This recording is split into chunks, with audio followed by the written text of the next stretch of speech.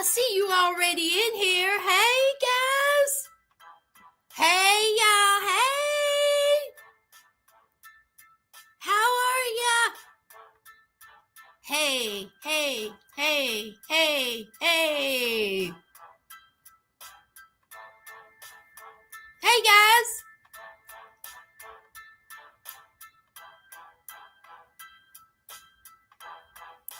How y'all doing? Hey. Hey, hey, hey. Oh, I see y'all up in here. Hey, y'all. How y'all doing this Tuesday evening? Hey, hey, hey, hey.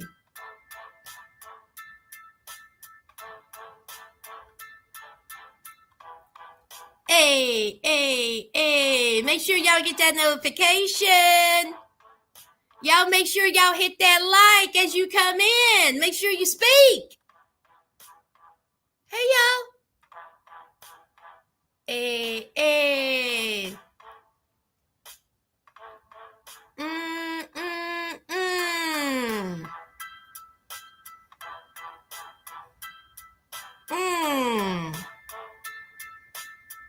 Hey, hey. Let's see.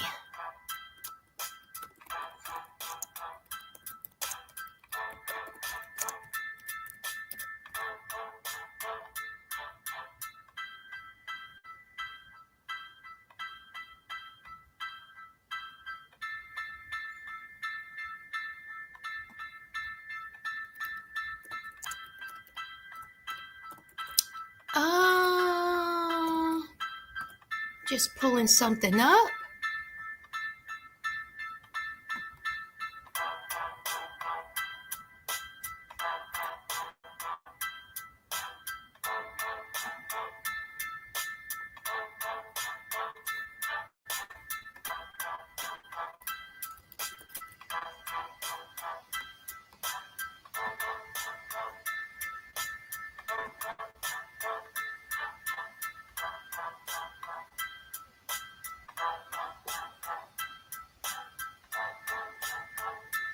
I'm coming, guys.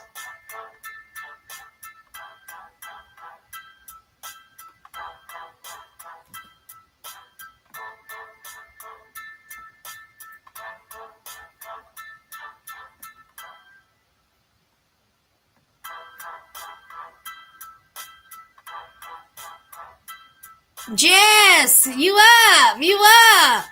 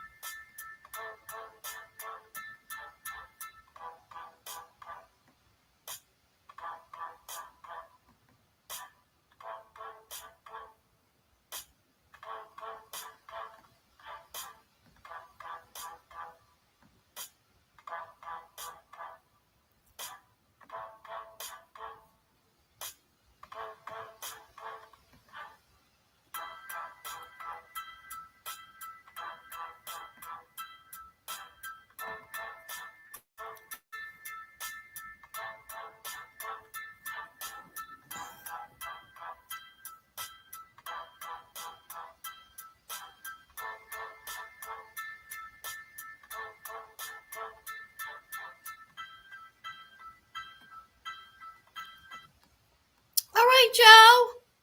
Let's do roll call and let's get it popping. Hey, Trainwreck Entertainment. Hey, Felonious. Hey, Yuli. Hey, Andrew. Hey, Tay. Hey, Catherine. Hey, Vernice. Hey, Laquita. Hey, Tracy. Hey, Brenda. Hey, Jess. Jess early in the morning, Jess.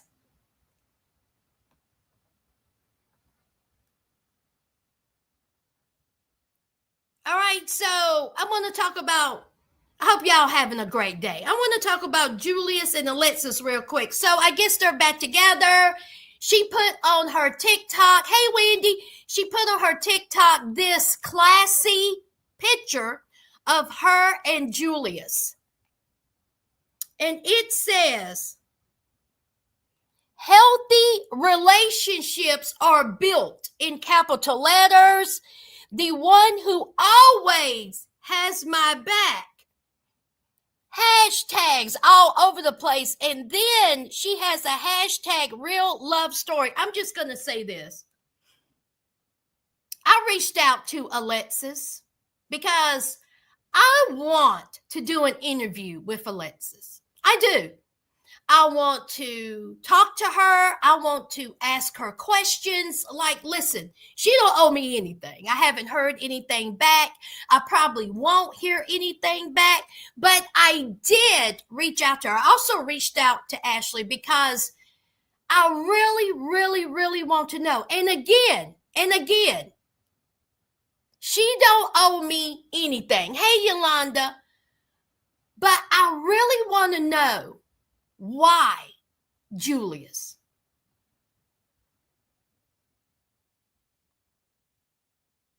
Real love, healthy relationships. They have a child. I wish them the best. Alexis, I wish everything that you are expecting from Julius, I hope it comes to you. I really do, because I don't understand. I don't get it. And then somebody put in the comments, hold on. Let me see if I can find it.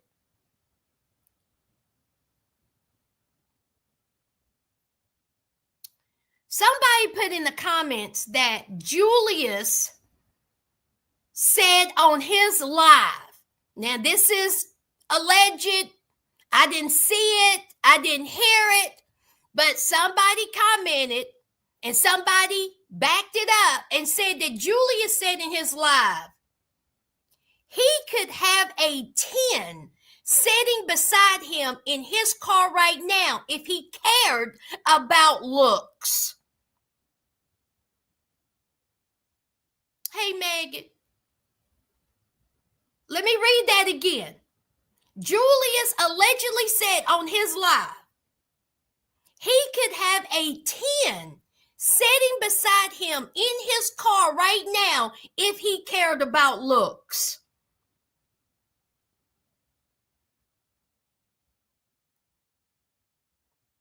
Alexis, I wish you everything that you want to come your way. I also wish you blessings upon blessings when it comes to that little beautiful girl. Because I don't understand. I don't get it. Honey, let's start there. Let's start there, Laquita. Let's start there. Because, see, remember, Laquita, he was packing up his things to leave Alexis. But you want to talk about a 10.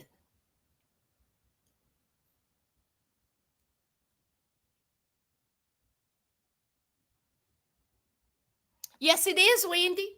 But they're back together. And she says they have a healthy relationship. So be it. So be it. But I did reach out to her, and I wish she will come on, and I would love to do an interview with Alexis. I really do, because and again, she don't owe me an explanation. She grown. If this is who she loved, fine. Do y'all think that let me shut up. Let's move on. Thank y'all for coming in. Now, what did I do with it? What did I do with it? Do. Here we go. I want to talk about her real quick. This is Erin Strotman. This is the NICU nurse that allegedly broke baby's bones while she was at work.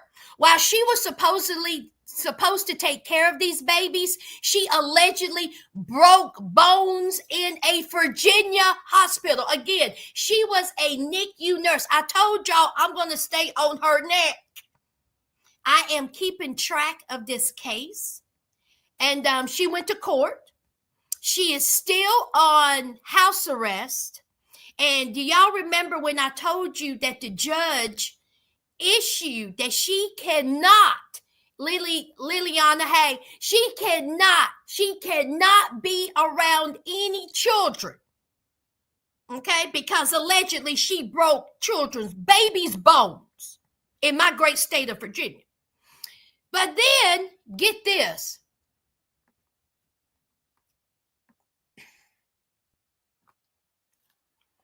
As part of recent changes made to her bond, former Enrico Doctors Hospital nurse Erin Strotman is allowed to see her brother's 2 children while she faces 20 charges related to abuse of babies in the hospital in the NICU where she was employed. Strotman was in court for a status hearing on Wednesday, May the 28th, resulted in a modification to her bond that now permits visits with her niece and nephew, who are both under 8 years old. The visits will be supervised, and the children's parents must be able to see and hear them at all times.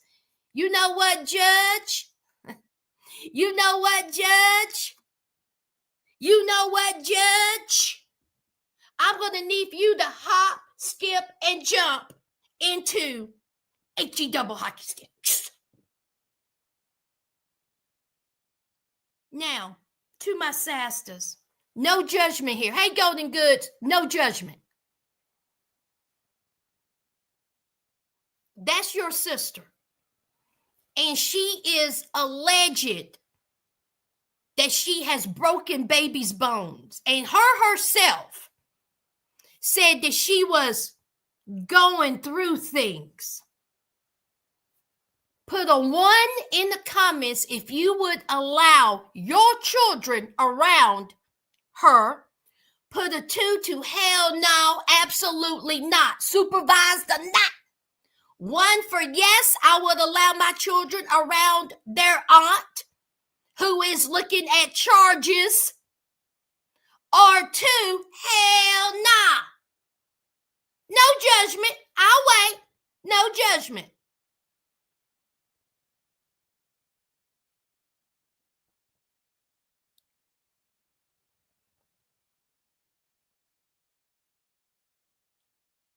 Hey, Alana. Hey, Tennille.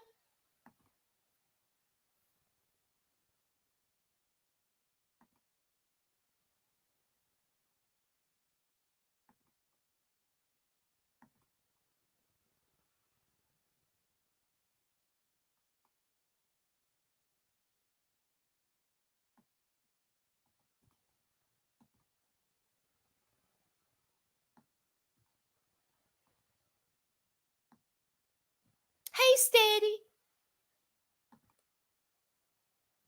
Let me say this.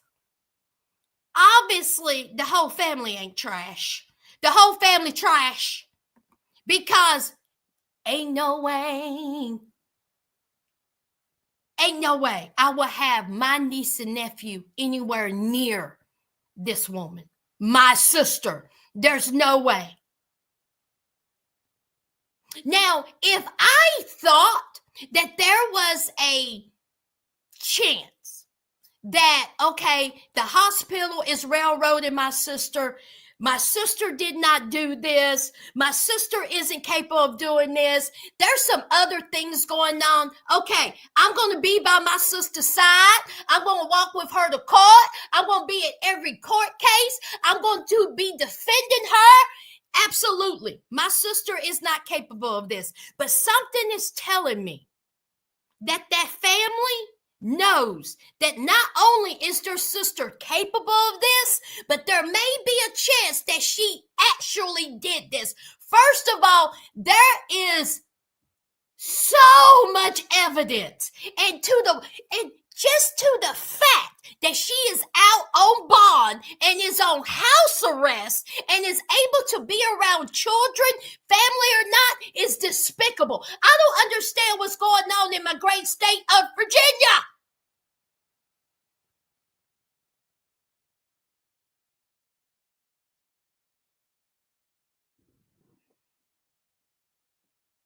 Why would you want to? Why would the judge be like, you know what?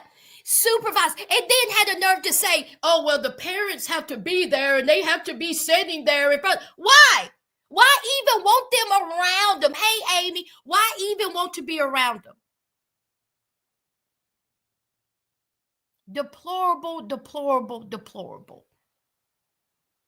She does not go to court for her charges until February. That's how far they have booked this. February. And I don't want to think this, but if she is found guilty, I have a sneaking suspicion that it will be time served.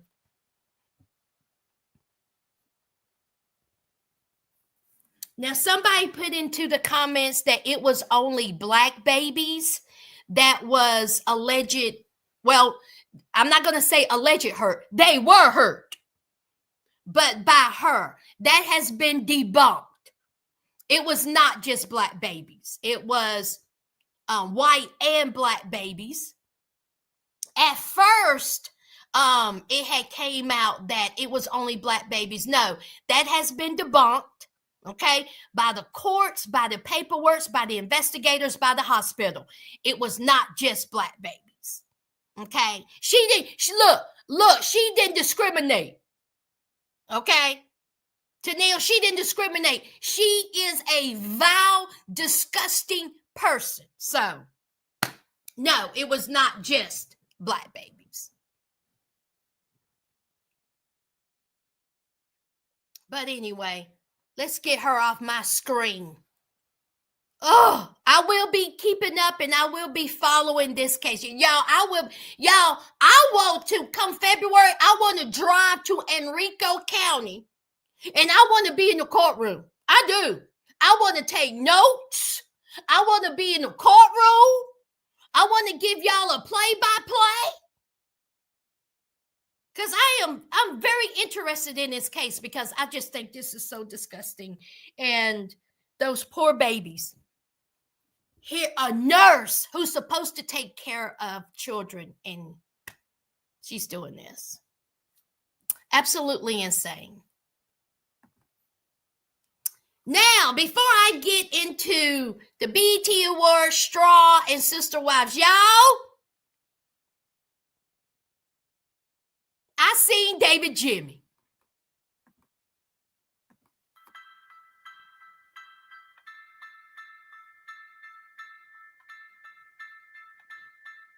Or I guess I should say I saw David Jimmy.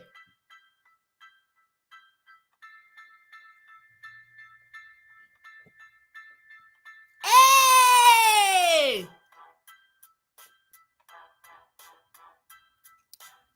Okay. Only thing I'm going to say about this and David Jimmy,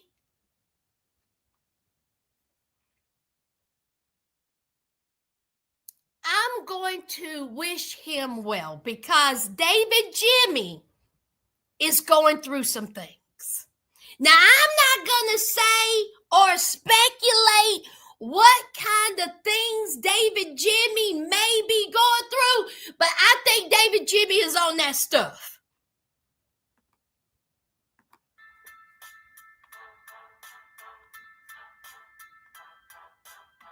Now, David Jimmy was never a looker.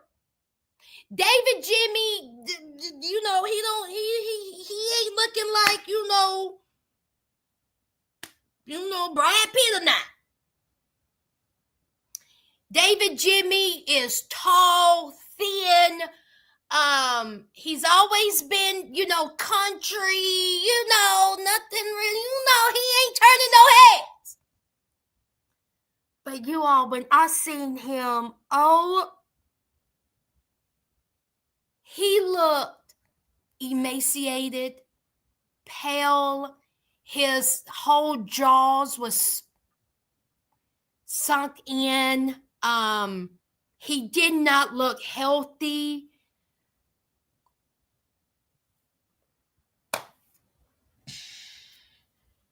I don't know what he's going through, but I wish him the best because he ain't going through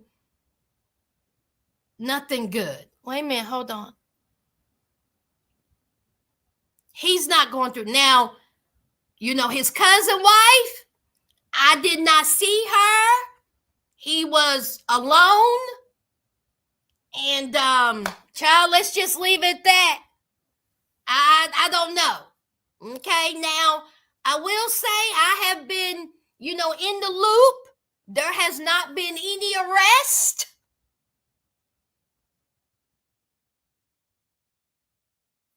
But whatever he's going through, I pray for him. Yes, Laquita, I would pray for David Jimmy Child because he going through something.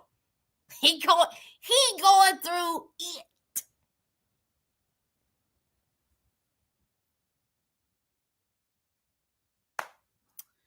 Now, for the ones that are in here, let's talk about, hold on. Let's talk about straw. Where is it? Nope, that's Sister Wives.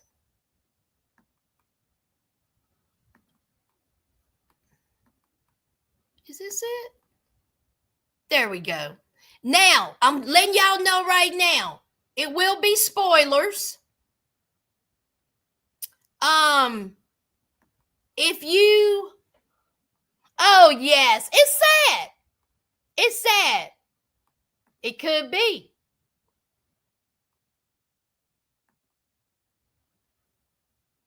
And remember, Laquita, I told you she went up to that truck stop or whatever. She was at the convenience store, honey. She cut all the way up and got arrested because she was drunk. Child, poor David Jimmy, honey. So I will keep y'all update on the David Jimmy Child saga. Now, it will be spoilers. Straw.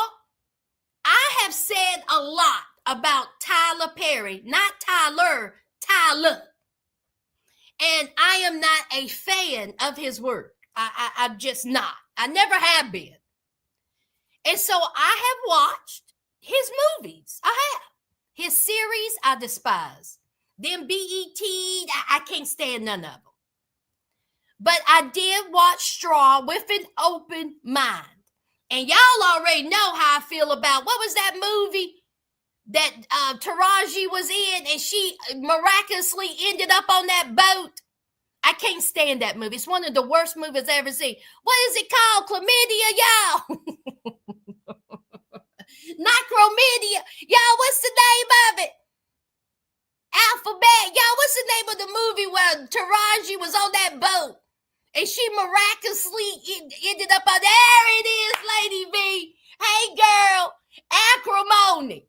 Y'all, that is one of the worst movies I have ever seen. I cannot stand that movie.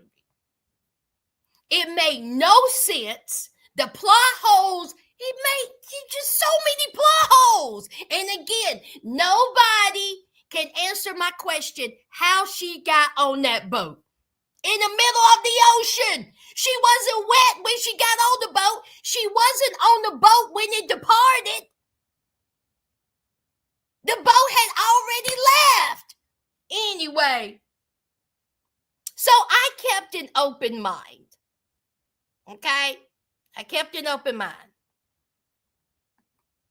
Acrimony was worse than fall from grace. Oh, Lady V.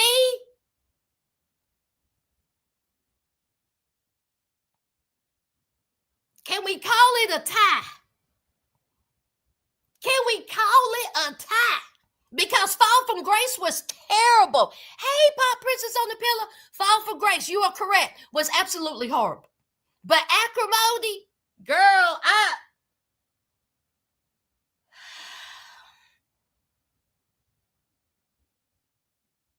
let's just say it was a tie. I don't know. Acrimony was horrible. Horrible. Fall from Grace was terrible too, Lady B. Hey, Nubian. Nubian, it is for the best. Nubian, it's for the best. It's for the best. So I went in with an open mind. So I watched Straw. Again, spoilers. And Straw has to do with, again, a woman who is suffering. Because y'all know Tyler Perry loves to have a black woman suffer in every single one of his movies. Every single one. You're going to have one that suffers. You're going to have the mean one. You're going to have the stuck up one. You're going to have the smart one who makes the right decisions. You're going to have the one that, have some type of moral compass. You're going to have the Christian one. You're going to have the judgmental one. You're going to have the slut. So Taraji's character's name is it Janaea? I wrote it down, child. What was her name? Hold on. Yes, Taraji's character's name is Janaea. And let me start by saying, Taraji acted her ass off. I'm going to give it a positive on that. Taraji was fantastic. She was great in what she's supposed to have done. Being the mother of a sick child and who has every obstacle thrown at her in the first 30 minutes. Tyler, please stop. Listen. And for the people that defend this, that defend his writing, that defend his decision making of these movies. And when they say, oh, that was me 2 years ago. Oh, I remember being Taraji 10 years ago. That was me 6 months ago. No, it wasn't. I'm sorry. You mean to tell me that you woke up, you got evicted, your child was taken away from you, you lost your job, you got fired, you was in a car wreck, you was racially profiled, you was robbed, you committed an unalive, all that happened to you. I think the F not. Stop it. Or as my nephew will say, stop the cap. Now listen, everybody has their heartaches. Everybody has been through something more than others. But Tyler Perry, who has to make everything so extra and unbelievable. So we have Taraji, who plays Janae. And she is a struggling mother who has 2 jobs. Her daughter slipped in the tub and she had to go to the hospital. So you see this scene of Taraji who looks exhausted, beat down, tired. And she is carrying her child out of the hospital. And you see her living in this apartment, and the apartment just looks run down, and she's giving her daughter a bath, and her daughter, is talking about how, she needed lunch money. She needed $40 for lunch money, and how the kids at school tease her for different things. So Taraji, being the mother that she is, she wants to be a good mother. Hey, Stay Fly. She wants to be the mother who wants to take care of her daughter, like any mother, like any struggling mother. Now that part is real. That is so real. There's millions of struggling single mothers out there who is having a hard time feeding their children. That is a fact. I talked about it. They are now canceling the free lunch program, which I absolutely disagree with. It pisses me off. But y'all already done heard my rant on that. So, of course, she feels, embarrassed. She feels beat down. She feels like the world is not going the way that she wants it to go. And now they're teasing her about, they're teasing her child at school. She got to find that $40 from somewhere. So she's getting ready to go to school. Take her child to school. She has to go to work. And then there is this homeless man played by Sinbad. Oh my God. Y'all, I did not recognize Sinbad. Sinbad is going through his own health issues, but he's there. He's a homeless guy. And she takes the little bit of money that she has and she gives it to Sinbad, which shows what type of character and woman Janae is, which is played by Taraji.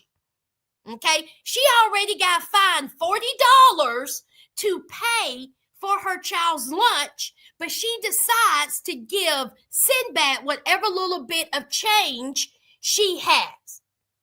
Now, her landlord, which of course is this mean woman, she was like, oh, well, you can pay him. You can give him money, but I need my rent. What about my rent? And so Taraji was like, listen, I get paid today. You'll get my rent. You better. If you don't have my rent, all your stuff is going to be on the curb. And so Taraji being, oh God, here's another thing I got to worry about. I got to worry about rent. I got to worry about eviction. I got to worry about the $40. I got to worry about my daughter, being teased in school. I got to worry about this job. So she drops her kid off at school. She goes to work. And what is there greeting her? The mean, nasty boss. No type of compassion, no type of understanding, nothing. Okay? Then there's the store that she works at. May that store never find me. I hope in my life I never have to shop at a store like that, have to walk into a store like that, have to work at a store like that. Y'all, when I tell you I will become a hooker before I ever have to work in a store like that. The people are nasty. Your boss is nasty. They are I was like, is people really like this? Everybody was rude. Everybody was nasty. This is another reason why Tyler gets on my nerves. The majority of the people in that store, which the only ones I see was black. Tyler, do you have to throw every stereotypical black in that store? Every one of them? Food stamps, EBT, nasty, arrogant, not arrogant, ignorant.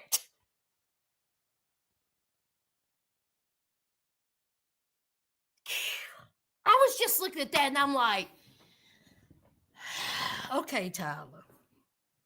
So the mean, nasty boss, Taraji is trying to explain to him what's going on with the daughter. Hey, Whitty, what's going on with the daughter? And of course, the mean, nasty boss is like, I really don't care. That means nothing to me. You're here to work. Get on the line. Okay? Now, she done got a bill collector calling her. She done got the school calling her. Now, mind you, her daughter is sick. She has seizures. She has medication. And y'all remember, she slipped in the bathtub. So she's at work. These nasty customers It's crowded, it's busy. And so she gets a phone call. She did have a nice coworker who, was like, girl, don't worry about it. I got you. I got your back. Don't worry about it. So Taraji is trying to explain to her. She needs her paycheck, all this. So she gets a call from the school. And the school says, you're going to have to come and get your daughter. And so she's like, I can't. I'm at work. And they was like, listen, you're going to have to come and get her. Okay? Or we're going to have to make some phone calls. And so this is how everything starts, okay? She's already been threatened with eviction. Her daughter is sick. She got her daughter. She goes to a worthless job. She got 2 jobs. Her boss is an asshole. The customers are assholes. There's no one there showing her the compassion that she needs as a working single mother who is trying to do it, except for her nice coworker. And now she has to leave her job that she just got to, and she has to tell her boss. And so her boss is like, you can't go. If you go, you only got 30 minutes. If you miss out on the 30 minutes, you're fired. This is your job. I don't give a F about your daughter. He basically said F you and your kids. His mean ass. I could have kicked him in his throat. So she got all this going on. And plus, can I just say, she sweated through the whole movie. I was like, y'all, if y'all don't give her a wet rag so she can wash her face, give her some cold water. Taraji running around there just sweating. Tensions are high. She's stressed. So she goes to the school, and he gave her 30 minutes. Okay. Now, before she goes to the school, let me take that back. Wait a minute. Did she? Y'all, wait a minute. Y'all help me out. Did she go to the bank before? Wait a minute. Hold on. Y'all refresh my memory. Did she go to the bank before the car wreck? Or did she go to the bank after the school scene? Did she go to the bank twice? I'm trying to think. Did she just go to the bank once after, everything before I get there? Or did she go to the bank twice? Okay, Nubian, yes. Hey, Janae. Okay, she went to the bank first. And again, yep, she went to the bank before. Okay. She went to the bank and she was unable to... Wait a minute. Hold on. She went to the bank to take out money, the $40 for the school lunch. Am I right, y'all? But she was unable to do that, right? Yes, she was trying to do the most, but she went to the bank first to take out the $40, but she was unable to take out the $40. That's right, y'all, for the school lunch.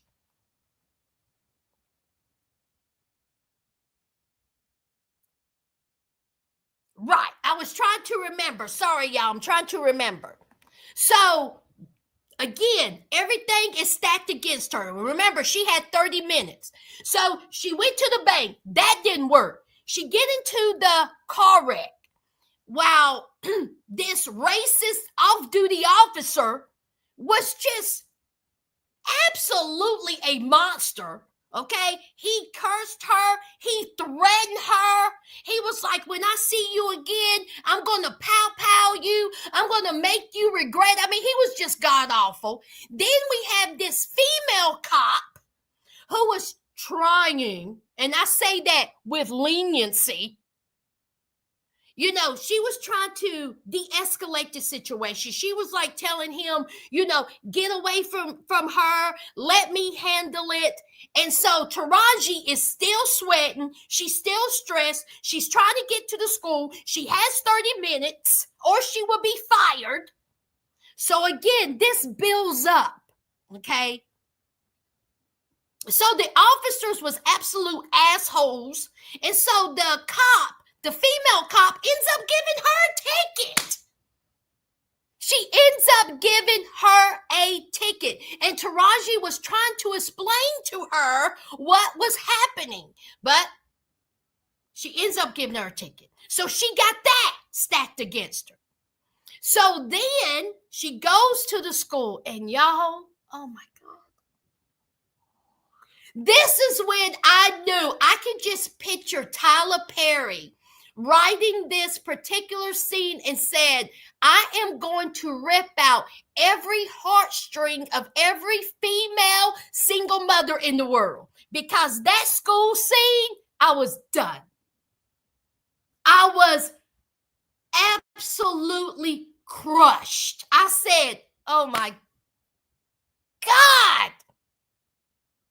So she goes to the school and the principal is there. And the principal is like, listen, okay, I have something to tell you. And then there is a woman from Child Protective Services. And they are taking Taraji's daughter. The only person in her life that she loves, that she, takes care of, that means the world to her. She's doing all this for her daughter. Let me not forget to tell y'all, she slipped in the tub. She has seizures. Her daughter is sick. Don't y'all forget that. Then they said that she hadn't been eating.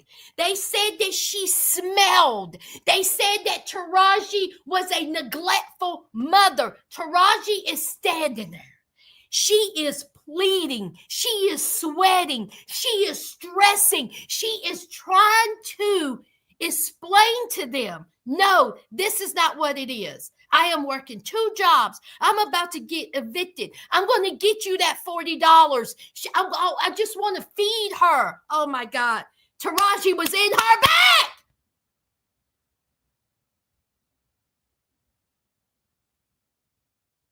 Taraji knew the assignment and she tore that shit down. So then the CPS said, nothing we can do about it. And then they take her daughter. The daughter is screaming. I said, oh my God, oh my God, oh my God. And they take her daughter. And that was it. That was it. That was when Taraji. Now, let me ask y'all this, Sasters. Do y'all think that is when Taraji snapped? Or do y'all think in the boss's office, I will get to that in a minute, but is that when y'all think Taraji snapped? When they took her daughter or the office? So let's get to that. So Taraji, she's done. Okay? Eviction. A ticket. She was threatened. Her job is trash. She couldn't get the $40. Her daughter's sick. So she goes back to work. She was gone over 30 minutes. It was like 2 hours. Her boss is like, you got your nerve coming up in here 2 hours late. I told you what's going to happen. And she said, let me explain. So Taraji, again, is trying to explain to her dick boss what all went down. He didn't want to hear it. He did not want to hear it. God, he was awful. So she says, fine, you're going to fire me even though I need this job. I got to get my daughter back. Fine, just give me my check. And then he says, man, forget you, okay? Forget your check. I'm not going to give you your check. Okay? You're going to wait on the check because I said so. And she was like, no, I earned that money. I earned that. I want my $500. I got to pay eviction. I got to pay my rent. I got to pay that $40. And you know what? I will say this about Tyler Perry. How Tyler kept the narrative going with the $40, I like that.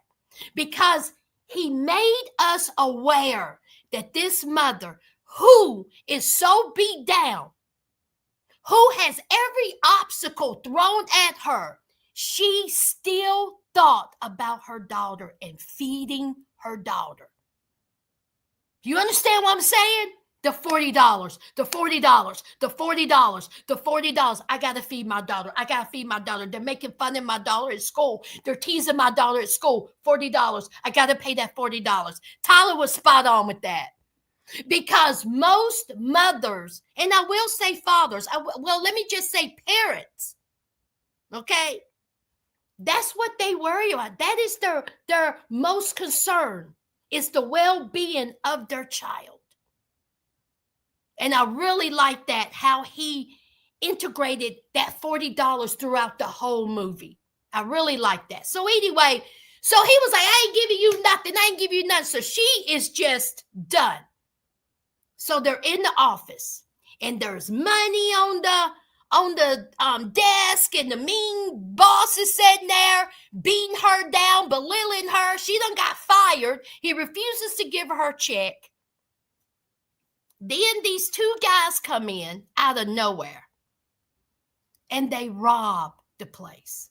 And oh my God, I'm like, what else? I was like, what else y'all gonna throw at her? So the robber looks at her name tag and said, you shut up, Janae. Shut up, Janiyah. Sorry, shut up, Janiyah. And so she was like, oh, of course she is scared. She's, like, oh. And so the boss is like, what do you want me to do? What do you want me to do? And so they're getting the money. And so he's getting stuff out of the safe, the boss man. So the two robbers are there. The robber hits Taraji. She got pistol whipped. That's another thing. Hits her. And one of the robbers gets, Taraji has the gun. Taraji has a gun. Okay. Taraji grabs the gun and shoots the robber. Am I right, y'all?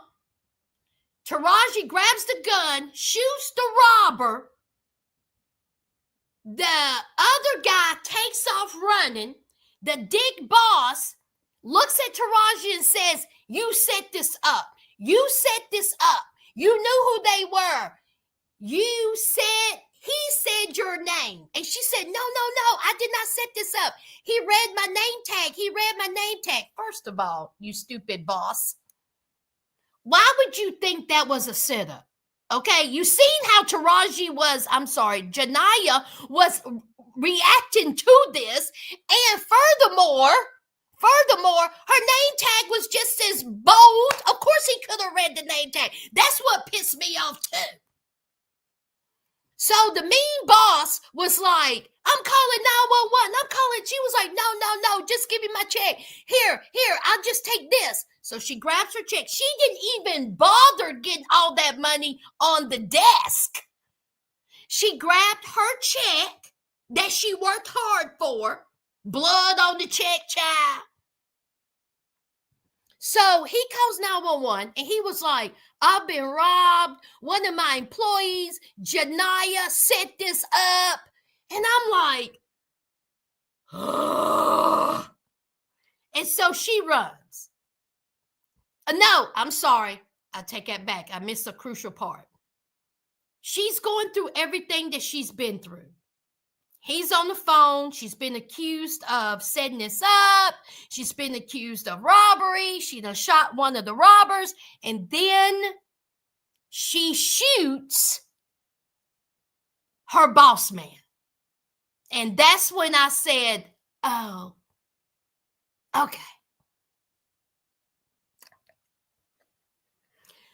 So she shoots her boss man. She takes her check and she runs. Yo, did she shoot the robber?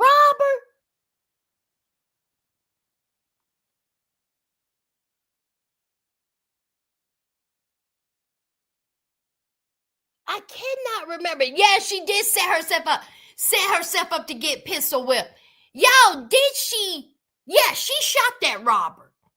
But I cannot remember, was the gun on the table, on the desk, and she grabbed it? Child, anyway, the robber ended up getting pew-pewed, and the boss man got pew-pewed. So then this is when it really popped off. She goes to out of his hand. Oh, it went out of his hand. Did it go off by accident? So she ends up at the bank. Now the bank was closed. And so Taraji done went through all this. Okay? She has the check up to the door. And it's filled with blood. It got blood on it. And remember, the only thing she wanted to do was that $40, cash her check to pay the rent and feed her daughter. So Sherry Shepherd, what was Sherry Shepherd's name? Nicole. Nicole showed some compassion. She was very sweet. And she's the bank manager. Okay? She was like, let her in. So she goes up to the teller, Tessa. Now, Tessa, if I could have reached through my television and choked the shit out you, I would have. Now, you was just being mean just to be mean. You was just being out of hand just to be out of hand. Now, you was just being difficult just to be difficult, Tessa. So Taraji was in the bank. She gave Tessa the check. Tessa says, okay, hey girl, hey, let me see some ID. And Taraji says, I don't have any ID. My purse was stolen. So Tessa says, well, it's a bank rule that we have to have ID to cash the check. And so Taraji says, I've been here. I bank with y'all. Y'all have seen me. I've been here earlier. Talk to the manager. Y'all know me. Please just cash my check. I got to get the $40. I got to pay the rent. Please cash my check. Tessa was like, well, bank rules. I have to see an ID. I cannot cash this check without it. And so Taraji says, no. I need for you to cash this check. I need it. I need this money. And so Tessa says, sorry, girl, I can't do it. That's the rules. Now, let me just say this. I understand you have to have an ID when cashing a check. Fine. All right, fine. Tessa, you could get on the phone and say, I'm not quite sure how to help you with that. Shut up, Alexa. You can get on the phone and say, hey, Miss Nicole, yes, we have a regular who has been here before. She wants to cash a check. She don't have her ID. Can you come here and approve this? Tessa, you can say that, girl. You can say that, girl.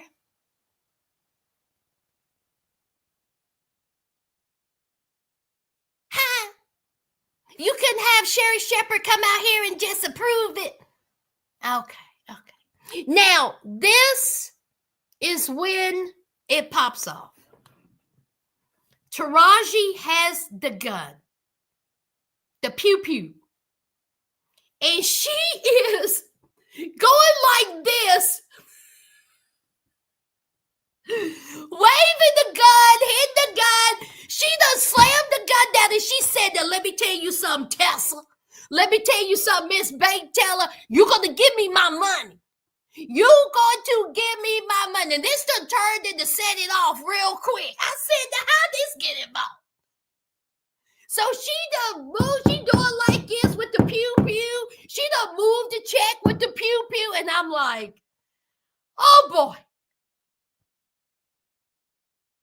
Again, I want y'all to keep in mind what all Janiyah has went through. She has snapped, okay? She wasn't thinking about the repercussions of what is happening when you are inside of a bank with the pew-pew. You're profusely sweating. You're nervous. Your eyes is bulging out your head, child. So here is the teller's like, oh my God, we are getting robbed. Okay? She's trying to rob us. It's taking them forever to give her money for the check. I was like, if y'all don't hurry up and give her $500. So they're pulling out money on top of money. Okay? Cops have been called. Sherry Shepherd is in a frenzy. There's customers there. And so anyway, Taraji don't know what's happening. They're giving her money. You know, it was just a mess. So then Taraji figured out what was happening. And Taraji was like, wait a minute, I ain't robbing no bank. Okay, I'm just here to cash my check. Ain't nobody going nowhere, but I ain't robbing no bank. Okay? So then the cops done showed up, and then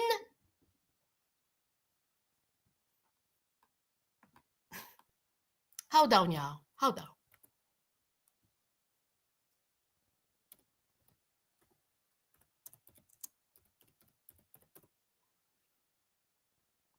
Hold on, y'all. Just hold on.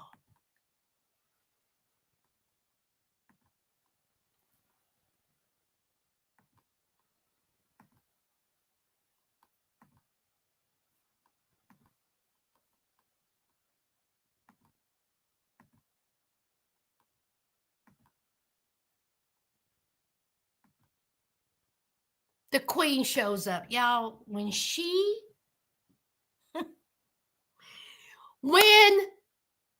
showed up on my screen, y'all, I am a heterosexual woman.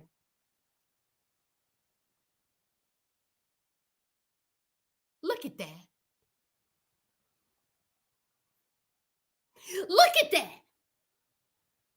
When Tiana showed up on my screen, I said, well, good Lord, good Lord, good Lord, good Lord.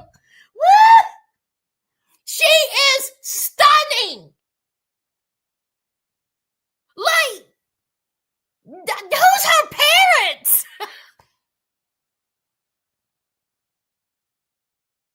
Who is her parents, sisters? You know what? Listen. When she was born, her mom and dad looked at each other and said, we're set. You know, the nurses and the doctors said, good God, oh my. Who are her parents? She is beautiful.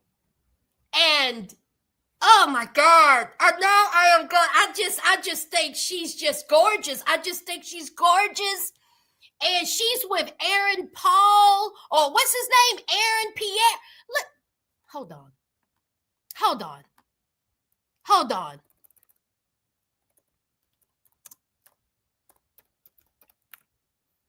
Hold on.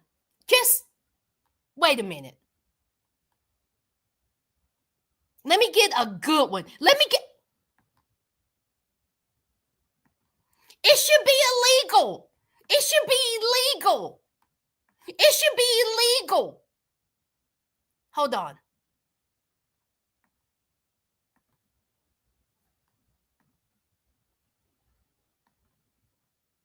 This should be illegal. Aaron, Pierre, that's Mufasa. Yeah, Janae. Aaron, Pierre, that's Mufasa. First of all, this should be against the law. Oh my God, look at them. Can you imagine if they, first of all, she has children who are absolutely stunning. All her kids are beautiful, but can you imagine these two producing a child? Stop it. Huh. Who are his parents? I am so mad because not only does she wake up to him, he wakes up to her.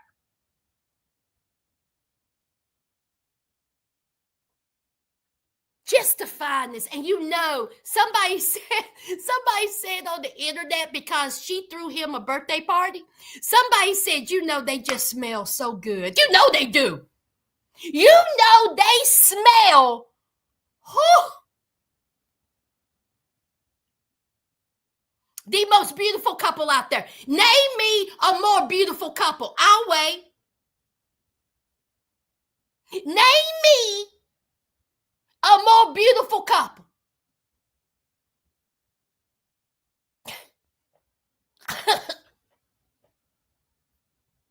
Oh, that's what I thought.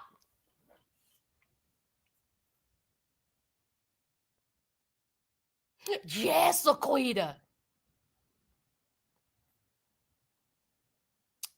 Who's with Jesse from Breaking Bad? You mean his wife? I don't know who she is. I seen a picture of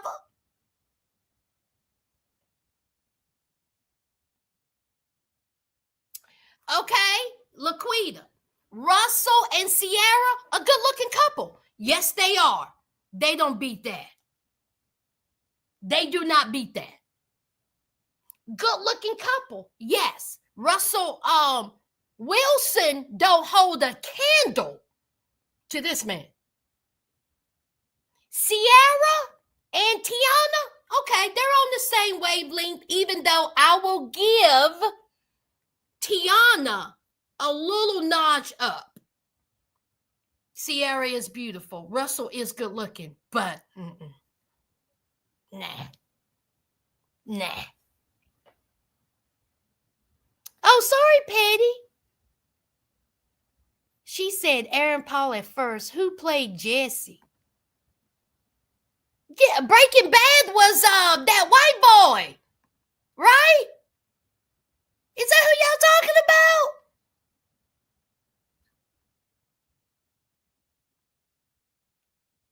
Oh, in the chat. Oh, my bad. Okay, so the queen herself shows up with her partner. And so she is a single mom. She is someone who can identify with Taraji because she says she knows how hard it is to be a single mother. She is compassionate. You know, she's sympathetic. She has, empathy.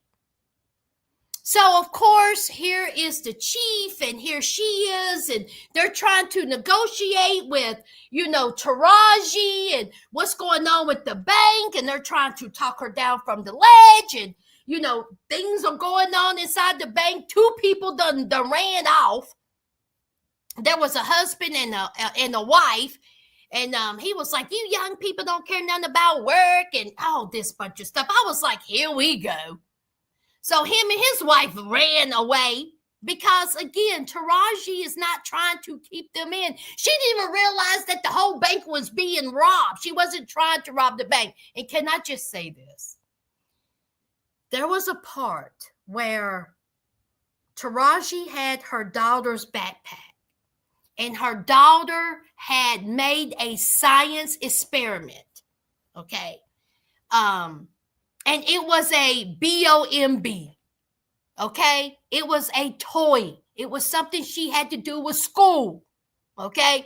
And it will light up, every so often. And so now, not only do they think that Taraji is in there robbing the bank, they think that Taraji has a BOMB. I said, so Sherry Shepherd is going around here, oh, now that acting was a little weak. I was like, now, okay, all right, you think it was a bomb. Okay, so everybody's sitting down. There's an elderly woman who's feeling sick. She got diabetes or something wrong with her. And then there's Tessa, who's running her mouth, okay, because Sherry Shepherd, who is the bank manager, is trying to plead and talk to Taraji. Okay, she's trying to be there. She's trying to listen. She's trying to understand, because there's a bit of information that Sherry Shepherd, Nicole, knows that nobody else knows, but she knows. So all this action's going down, and Taraji is still trying to plead her case about how she had to get to her daughter, how she just needed the $40. Tiana became a hostage negotiator. I was like, child, Tiana, did you go to school for that girl? But apparently she went through some type of SWAT training or whatever. And so Tiana is trying to talk to her. There is a hostage negotiator there, but he was like, listen, I'm not going to talk to her. Tiana is doing a great job. Let her keep doing it. And I was like, well, why are you here then? Leave. Take your feet to the street. We want to see Tiana. Now, mind you, Taraji is saying, I'm not coming out. I'm not coming out because I see that cop. I see that cop that said that he was going to pew-pew me. I'm not going out there. I don't feel safe. Get rid of the cop. I'll come out. You get rid of that cop that said that he was going to hurt me. And so then they're trying to figure out who this cop is. What cop? What happened? What's going on? So they're trying to figure out who the cop was and who gave the ticket. Instead of them saying, hey, who gave her a ticket this morning? Another plot hole. So anyway, Taraji says she's not coming out. They're trying to figure out who this cop is. And then they worried about the FBI coming, because the FBI are assholes and they're going to shut everything down and they're just going to barge in there and they're going to be like, da-da-da-da-da-da-da-da-da-da-da. Blasted. So inside we got miserable Tessa. Now, people are being sympathetic to Taraji because they're hearing her story. They're hearing her cries. They listen to everything that she has went through. Okay? Now, Tiana and her partner has talking to the landlord. Tiana and her partner has went to the crime scene. They don't went to the work. Her co-worker said she didn't do this. Okay? This is not her character. She didn't do this. She wouldn't do this. Please, y'all, please understand that something else must be going on. This is not the Janaea I know. She would never do something like this. I'm telling you. So that's when Tiana was like, okay, something's not adding up. Why would a single mother, okay, pew her boss in a robbery, and why would it be a setup? That makes no sense. And on top of that, here is a homeless man whom is in a wheelchair telling them, listen, she gives me money. She's kind to me. Why would some murderer would do that? Something's not adding up. And then, of course, here's her partner. Well, her daughter was taken away from her and she's at her wits' end. Of course, she'll rob the place. Of course, she'll pew somebody. I'm like, shut up, Jesco. Uncle Tom. He pissed me off too. So all this is going on, and Tessa, which she did one good thing. She did do one good thing. She went live. And so this went everywhere, okay? Taraji didn't know that she was live inside of the bank. So everybody see this. Everybody on Facebook, Instagram, Twitter, TikTok is looking at this. And so the people who are seeing this are people who look like Janiah, whom are struggling like Janiah, whom are single parents like Janiah. Hey, Miss One. And so the people started being on Janiah's side. And people started going to the bank. And there were people supporting her. Something's not right. She wouldn't do this. I know her. Something had to happen. She snapped. She's at her wit's end. Something happened. And that's what Taraji was trying to get through to everybody. I was trying to cash my check. My purse got stolen. My daughter was taken. I just want to pay the $40. I just want my daughter back. My daughter is sick. Over and over and over again. Then she has a conversation with Shuri Shepherd. She says, I know I'm going to prison. I know I'm going to do some time. Will you take care of my daughter? And so Shuri Shepherd said, I will. I will take care of your daughter, but you got to give yourself up. If you do not give yourself up, they are going to pew-pew you. You have to go outside. And so then here's Tessa. Tessa done took her hot self into the bathroom, and she's writing on the mirror to the cops. I said,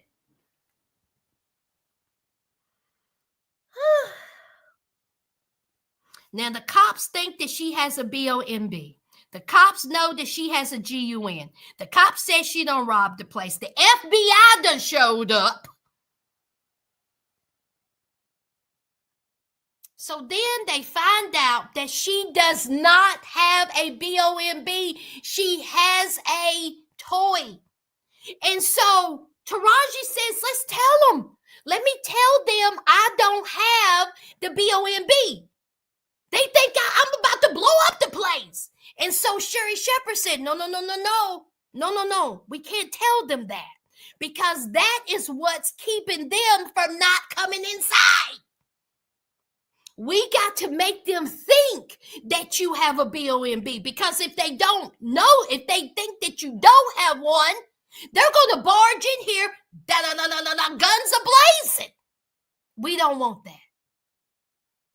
Tessa done went up in the bathroom and she done rolled out.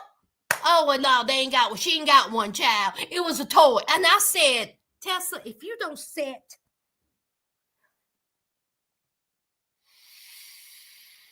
Tessa, if you don't shut up. Tessa, shut up. That's what I'm going to need for you to do. You out here writing on windows. You blowing up the spot.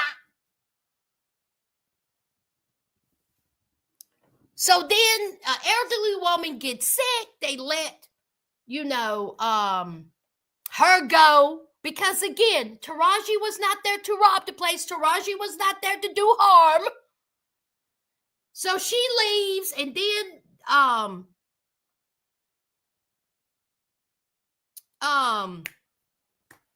not Janiah, Tiana is still trying to talk her down from the ledge. The FBI are complete assholes, and so they take over. So then they finally figured out who the racist mean cop was, and oh my God, Tiana was like, "Listen, did you mess with her this morning?"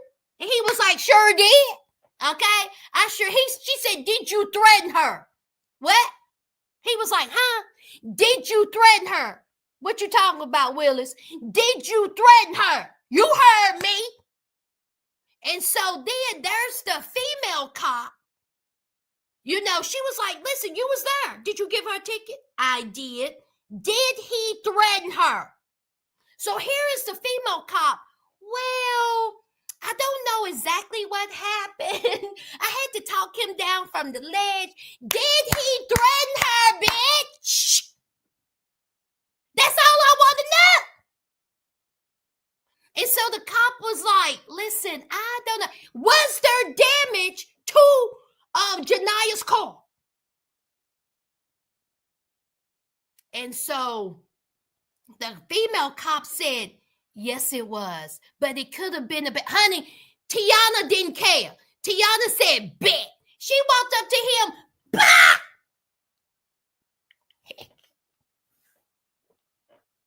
I was like, him again. I was like, get him one more time.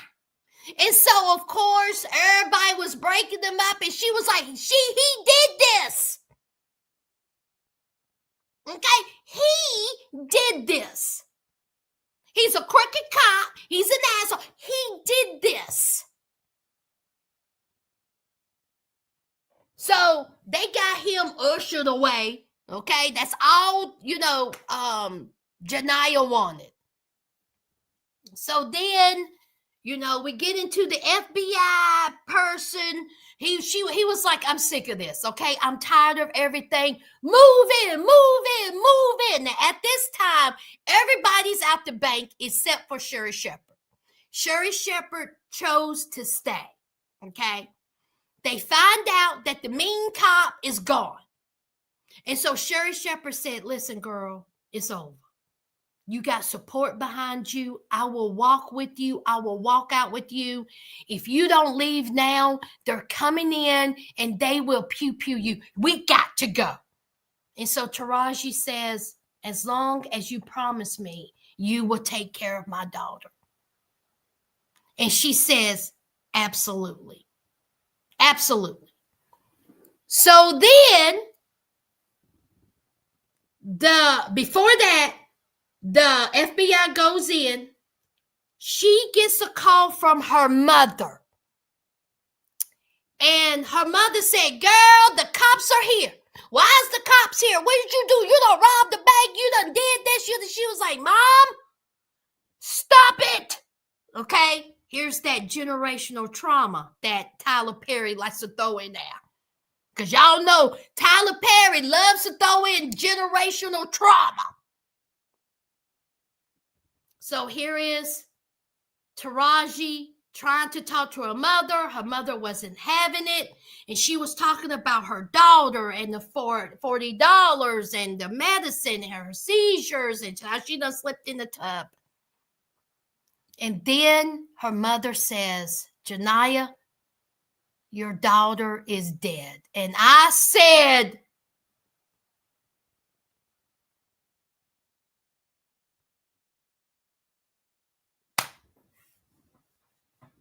that was the twist. Tyler, you got me. Tyler got me, y'all. I did not see that coming. Put a 1 if you saw that coming. Put a 2 for no. Yes, you seen it coming. 2 for no, because I did not. 1 for yes, 2 for no. I did not see that coming at all. So the mother tells her the devastating news that her daughter was dead. And I thought at first, oh my God, she died in custody of the Child Protective Services. No. At the beginning of the movie, we see Taraji walking out of the hospital with her daughter. We do a flashback, okay? Taraji is in the bank. She is losing her mind, okay? It was over. Her daughter died at the hospital, okay? She walked out with a blanket, just a blanket. Taraji walked out of her apartment without her daughter. She was talking to herself. Taraji was at work. She received a call from a bill collector, not her school. She thought it was the school. She goes to the school. She talks to the principal. The principal looks at her and says, "Why are you here?" And she says, "I got a phone call about your daughter, about my daughter." And the principal says, "No. We didn't call you about your daughter." Taraji turns around and there's nobody there. Taraji waves at her daughter goodbye. The principal is standing there like, who's she waving at? All this, all the trauma of losing her daughter made this real for her. I said, "Okay, Tyler, I give you that one. So when she finds out that her daughter is truly gone, she looks at Sherry and says, "My daughter is dead." And Sherry, which is Nicole, the bank manager, looked at her and said, I know.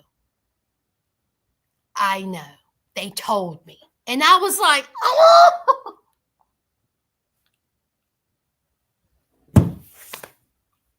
I was like, oh my God, all that. And Nicole still showed compassion because she knew.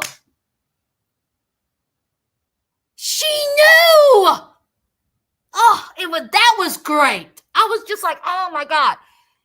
So the FBI didn't care. They threw in tear gas and that thing that blows up. And Sherry and Taraji goes out, and before they leave, Sherry Shepherd, Nicole says, "Please put up your hands." So they walk out. It was over. Tiana was like, "Listen to my voice, walk towards me."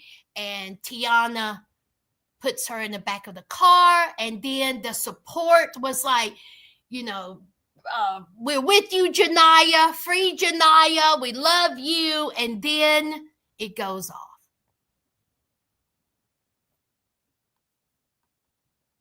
What did y'all think? Oh, so a lot of y'all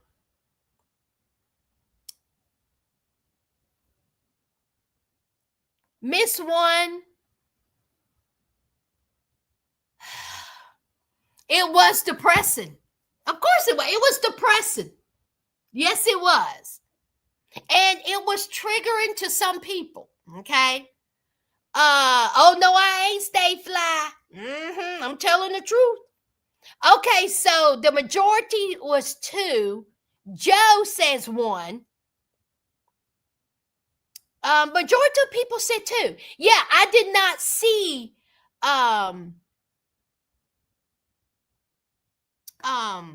I did not see that twist coming. He did redeem himself. He did, Janae. Now, was it awful? No. This was one of his better ones. And I will say this. I think that the reason why this movie is given a 1 thumbs up and 1 thumbs down for me is because of Taraji. Taraji's acting was absolutely fantastic. She carried this movie. And that's all I'm really going to say about it. Taraji carried this movie. Could it have been played by someone else? Maybe. But this movie was made for Taraji. So, it was pretty good. Will I be watching it again? No. I would not watch this again. It was very sad. It was very depressing. So, I definitely wanted to talk about it because Tyler don't get no shine from me. He really don't. I have destroyed 90% of his movies. Completely destroyed them. I couldn't stand them.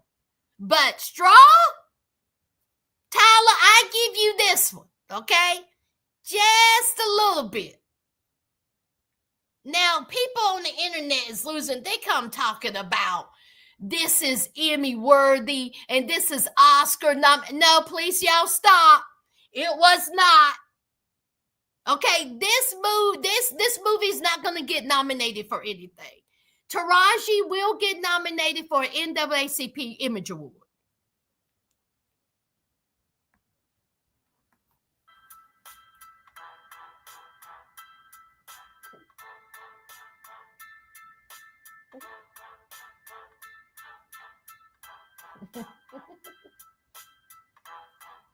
That's about it.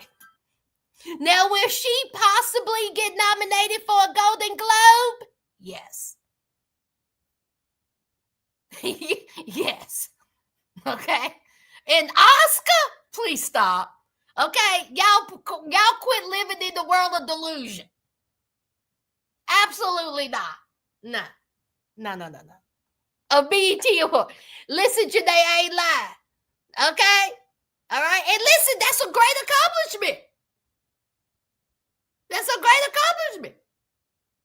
But in Oscar, y'all need to stop. No. Absolutely not.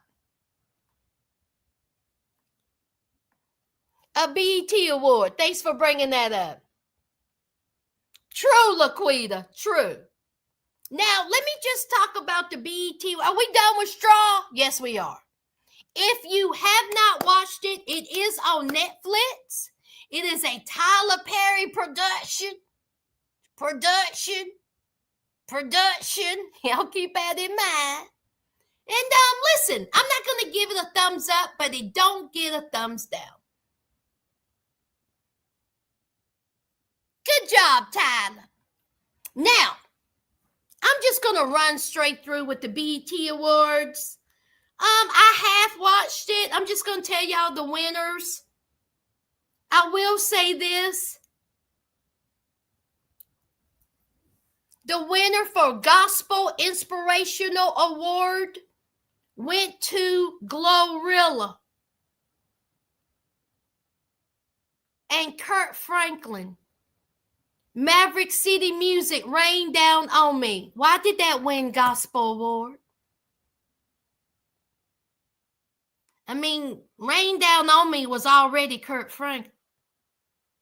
Didn't he already win an award for that? Glorilla won for Gospel Album of the Year with Kurt Franklin, Rain Down on? Absolutely not. A farce. You mean to tell me Glorilla with Kurt Franklin beat out Church Doors with Yolanda Adams?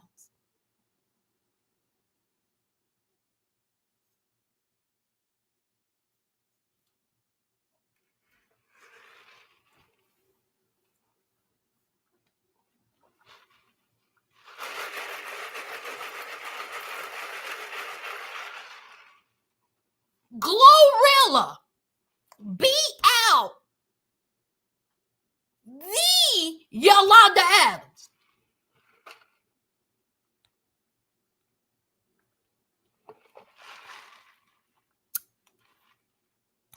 Glorilla beat out Tamala Mann.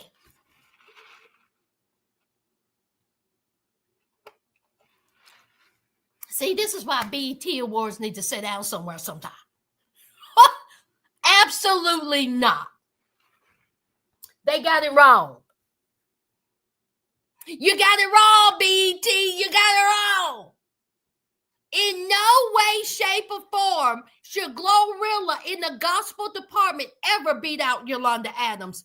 Ever. I said it. I would stand on that hill. I would die on that hill. Never.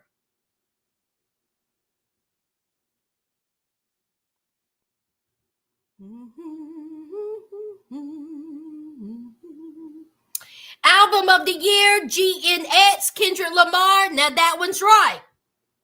Best Female Artist, SZA.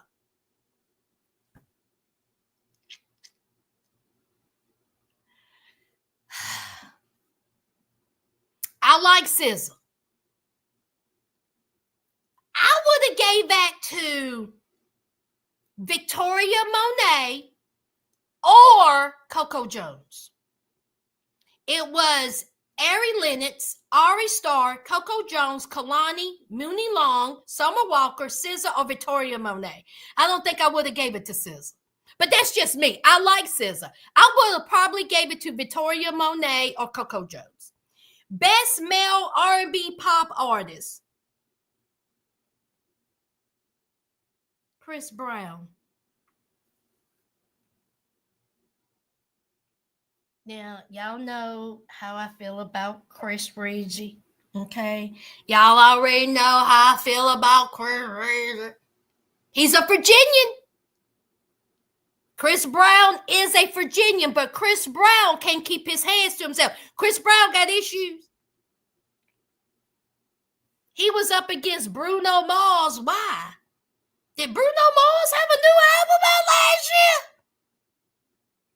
Drake, why was Drake in this category? Friday, I don't even know who Friday is. Leon Thomas, Teddy Swims, and The Weeknd. BT. This is the best male R&B pop artist. I will say this, honey, I enjoy a good Teddy Swims. Woo!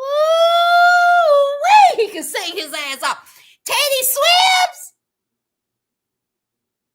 Okay, Teddy Swims should have won. I said, if y'all have not heard Teddy Swims' album, he got a song with Miguel. Woo! Oh my God! What is the name of? I can't even remember the name of that song, but okay. Leon Thomas, he aight. Chris Brown, no. Best collab. Luther with Kendrick and SZA. I agree. Best group. Future and Metro Boomin. That's a group. Shouldn't that be a collab? Future and Metro Boomin is not a group, right? They collab together, right? Child, whatever. Best female hip-hop artist, Doechii. Absolutely. She had album of the year. Okay, female.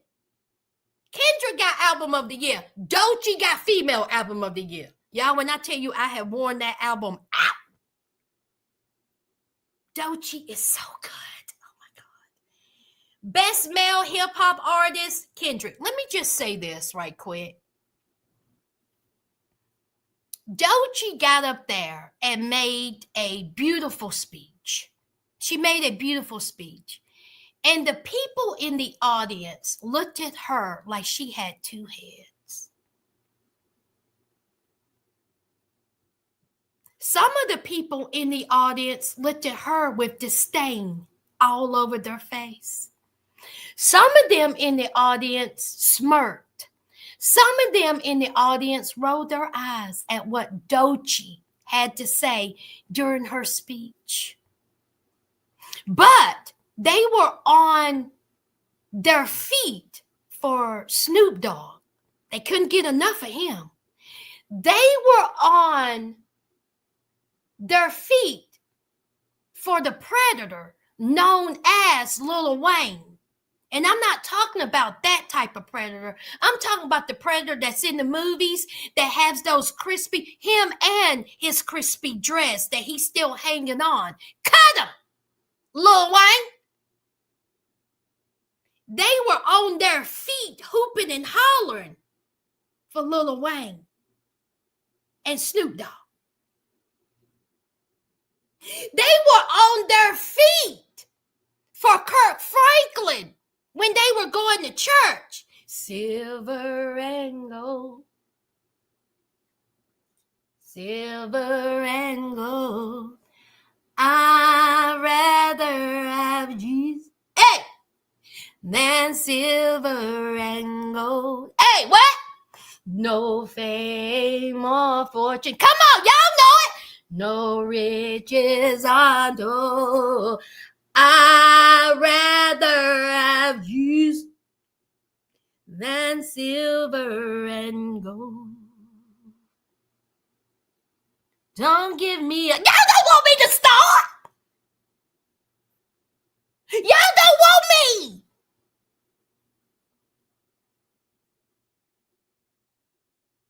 But they was having church.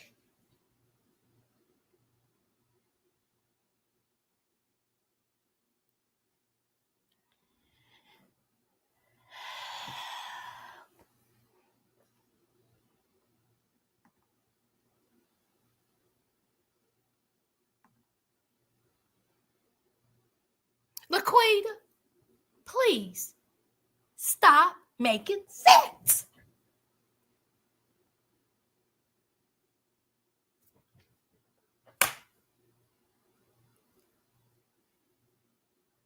I thought that her speech was beautiful, and I thought that it was needed. And that's all I'm going to say about it. People also, and I'm not saying people, I'm saying us. Y'all see this, right? Us, as in our black folks, come talking about, well, why didn't Kendrick have anything to say? You know, sometimes I'm just tired. Kendrick put on the whole Super Bowl with it, and y'all called it boring. Kendrick got the melanated skin at his concerts. Beautiful melanated women. All black everything. Put on a fantastic Super Bowl. Oh, that's boring. That don't need to be there. But now y'all mad because he didn't say nothing at the BET Awards. He shouldn't have showed up. He shouldn't have showed up. Y'all ought to be just ashamed of yourself.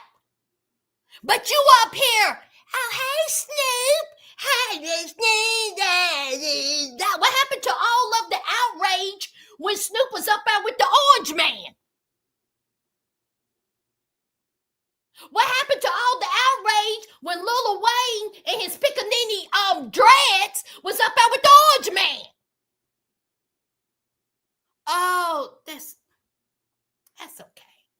That's all right. That's all forgiving because he was up there dancing.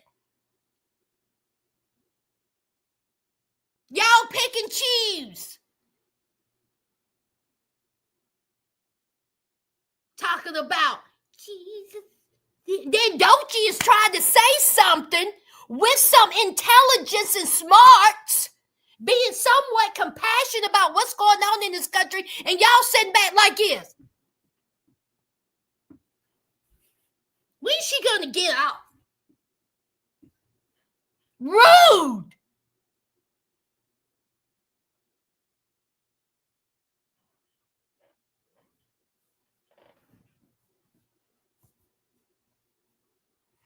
Some people are incapable of understanding what someone is trying to say. They're incapable, or they just choose to be ignorant. How about that? Willfully obtuse. How about that?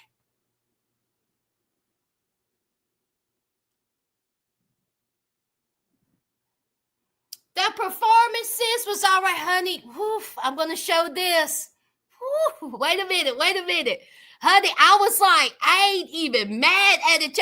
Wait a minute. Where's it at, y'all? Woo! Listen.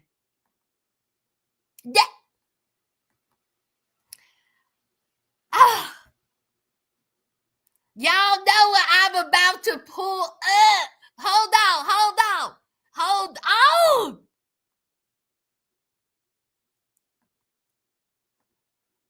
Oh. Y'all already know.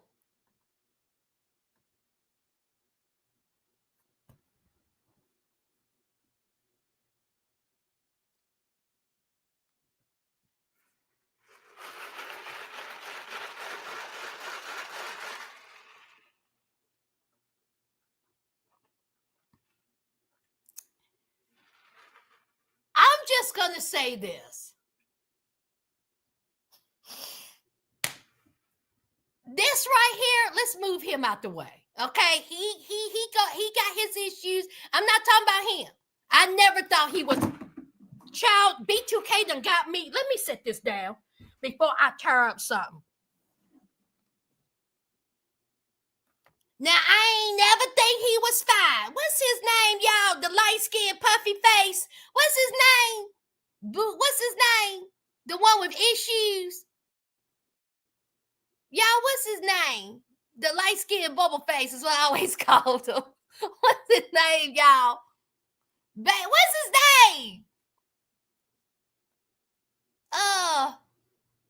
Raspy. Thank you, Tracy. I always called him bubble face. Because he always had the baby bubble face. Raspy, that's it. Oh, no. I ain't talking about Marion. Oh, Marion. Listen. Let's take Raspy out. He out. Oh, Marion. What is in the what? Oh.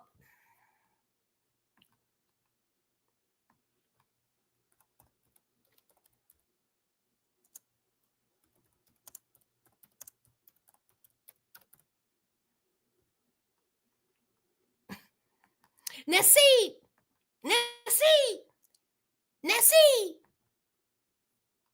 Omarion is fine. Omarion will forever be fine. I don't care if he's 80. Omarion will forever be fine. He look like he smelled good. This one right here, he's all right. I can't remember his name. The light-skinned one that look kind of like a little Skeletor. He cute too, but he ain't Omarion. And then this one right here, he's cute. I always thought he was cute. Fine as wine. B2K will forever be fine. Except for Raspberry. But see, the thing about Omarion, that they can't touch Omarion. But, y'all, when I tell you the genetics run deep.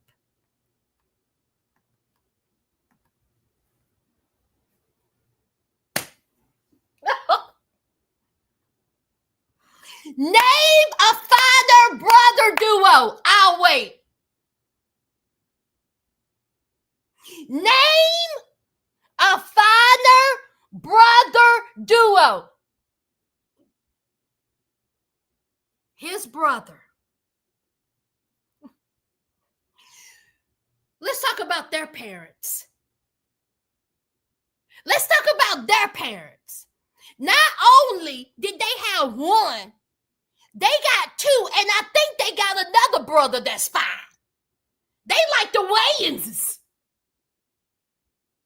Except Omarion and the brother is finer than the Wayans. I'm sorry. He is finer than Omarion. What's his name? Arian? Is that his name? Arian? What's his name, y'all? Hey, Trina. What's the brother's name? Mari? What's his name?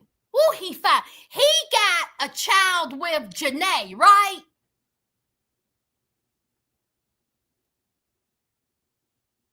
Yes, there's all three, and all three of them are fine. But he is so fine. Orion. Ooh, Orion. Yes, he has he has a child with Janae, who is now with Big Sean, right? I think I'm okay. Big Sean is with Janae, and Janae has a child with Orion. Let me ask you something, Janae, or Kuna, or whatever your last name. How? Y'all, I just want to know if you have that.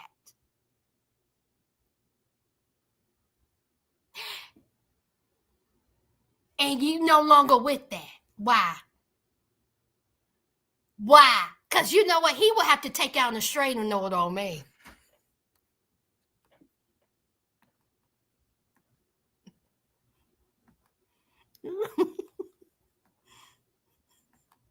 Y'all, when I tell you I'm showing up at his house at 3 in the morning after the restraining order,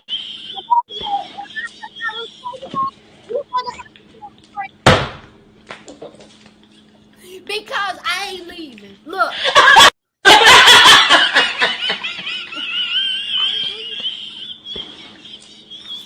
When I tell you I ain't going nowhere, you're gonna have to forcibly remove me from your home, your car, your garage.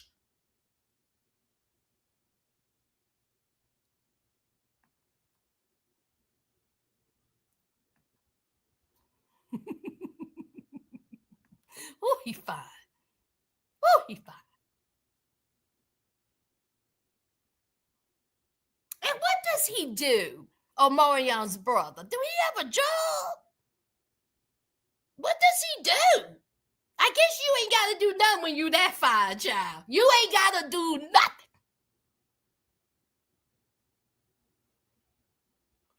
Oh, it's B. Simone and Pretty V.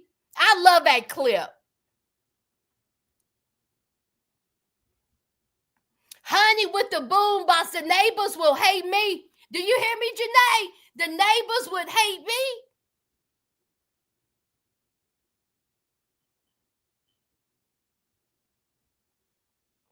Yeah, they had they did it was on their YouTube channel, B Simone's YouTube channel, and they was having a moot bang, and they were talking about different guys that they hook up with, and they just started laughing. It's hilarious.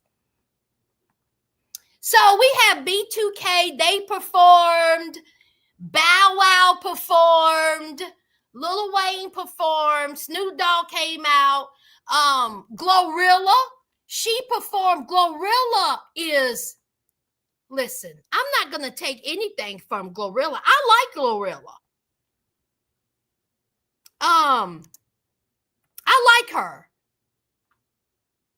But do I think she should have won Best Gospel Album? Absolutely not. Absolutely not. But Glorilla did great at the BET Awards. She really did. And I'm glad that she won. I'm glad that she performed. I was down for it. So good for her. Look how good she looks, y'all.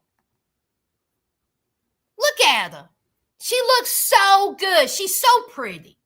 And then people was making a big deal about her nose job. I mean,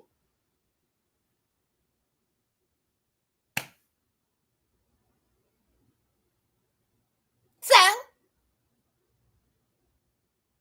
what's the big deal about her nose job? Yes, Maya, Ashanti, yes.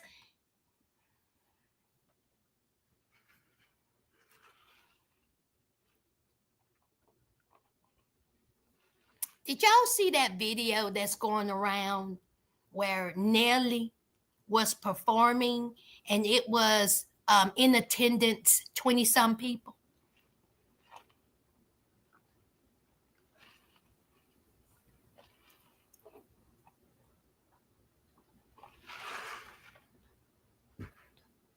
Huh? Nelly up there performing for people at the fairgrounds.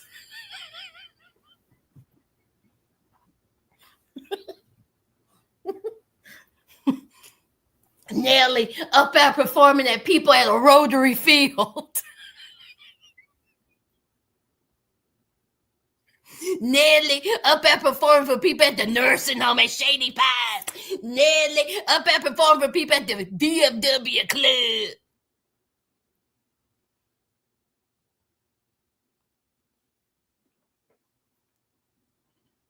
It wasn't 20 people, but it was an empty space. I sure am, Tracy. That's what he gets. That's what he gets. And that's all I'm going to say on that. You up there for performing for Kibble's Bits.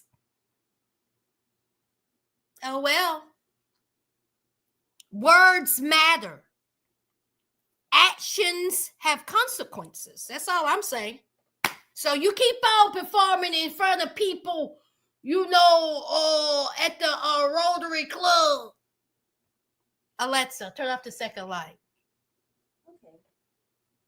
So anyway, it was a good BET Awards. I enjoyed it. I was in and out of it, but it was okay. I didn't mind it at all. I think that some of the production, they stepped it up. Oh, that's right. Cardi B was that.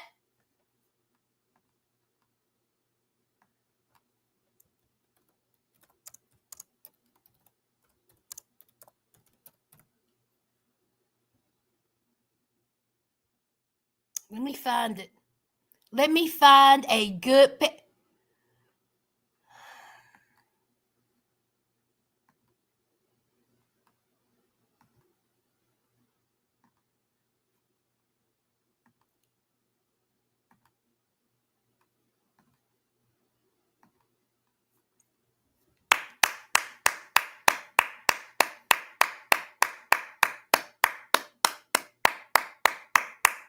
Cardi.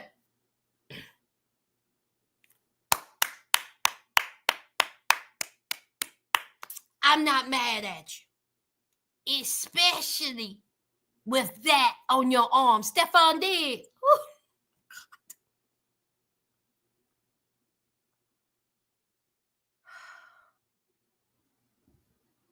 Y'all, that's why Offset mad.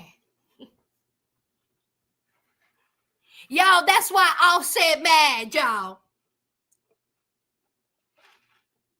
Because see, he see these men's teeth. Y'all see this man's teeth? Real. Y'all see his teeth? That's real. They ain't no caps like Cardi's. That's his real teeth. Y'all see his skin? Stephon Diggs is fine. Offset was not. I'm sorry. And that's why Offset is mad. And Offset got a nerve. He got a nerve to say that Cardi B needs to pay him $2 million. Negro, sit down. Negro, sit down. Negro, sit down. Negro, sit down. Negro, sit down. Have you lost your mind, Offset? You cheated on this woman numerous times. You got on stage. Let's go down memory lane. You got on stage after Cardi left you and you begged her like Keith Sweat to take you back. She took you back, had another child, and you still cheated on her. Over and over and over and over and over again. And you mad because Cardi said, I'm done with you. I'm done with you.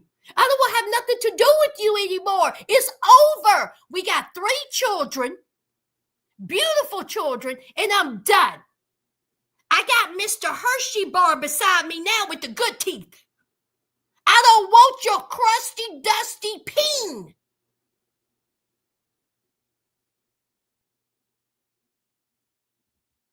I got somebody who I like,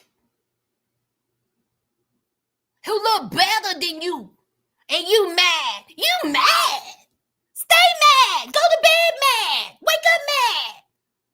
You see Cardi with a good-looking, successful man, and you in your feelings, and you want her to pay you $2 million.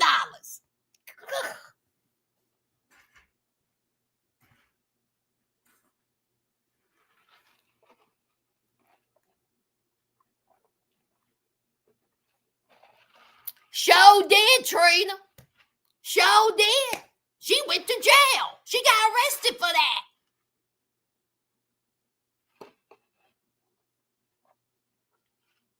Now listen, I'm not saying Cardi is a saint because her past, she too did some questionable things. And she said that she did. But since she was with Offset, they got a life together. She's done become a mother. She's done calmed down a little bit. And now she is saying, you know what? It's time for me to move on. And I'm happy that she's moving on. Offset, why don't you?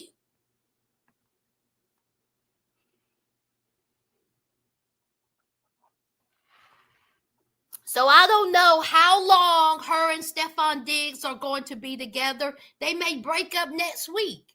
But they together now, and it is killing Offset. And that's what I love. Okay? That's what I love. Good for you, Cardi. Good for you. Because, honey, Stefan is no joke. Oof. Y'all know he smells like cocoa butter and vanilla. Y'all know that his feet are pedicured, his hands are moisturized, his breath smells like peppermint and dew.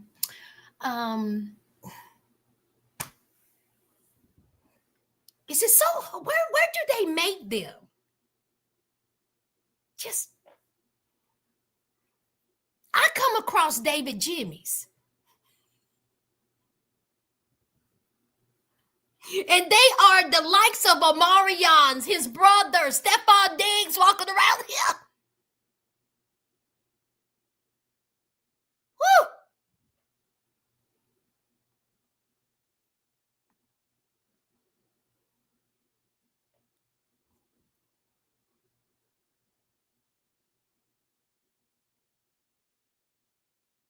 Trina, I'm going to need an explanation. Now, you said that your man was Raz-B. Now you're saying your husband is Chabuzi. I need an explanation because let me pull him up. Let me pull him up. Wait a minute. Trina, I'm going to need an explanation. I'm sorry. I'm going to explain it to me. Explain. Everybody, listen, no judgment. No judgment. I just need for you to explain this to me. Because, again, no judgment. You like what you like.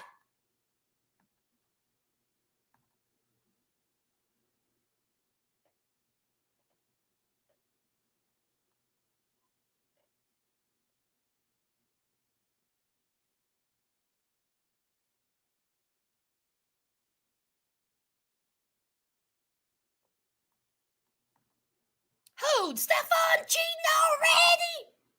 Oh, wasn't this? I don't know. I ain't heard that, Miss One, but listen, they may break up tomorrow, child. Judge, I said no judgment. I want to know why. He's not facially challenged. Trina, he's not facially challenged. He's just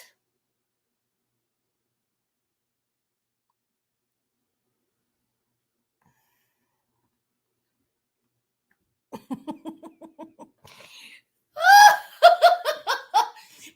not ugly, not by any means, but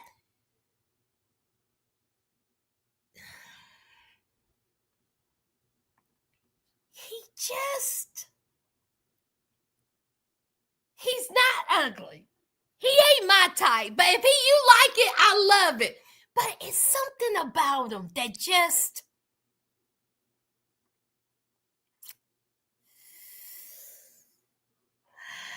he has pretty skin. His teeth are fine, nice lips. Maybe it's the forehead. Maybe it's this, Trina. Who's your Yes! Yes. He's not facially challenged. He's not ugly. But it's something about him right around.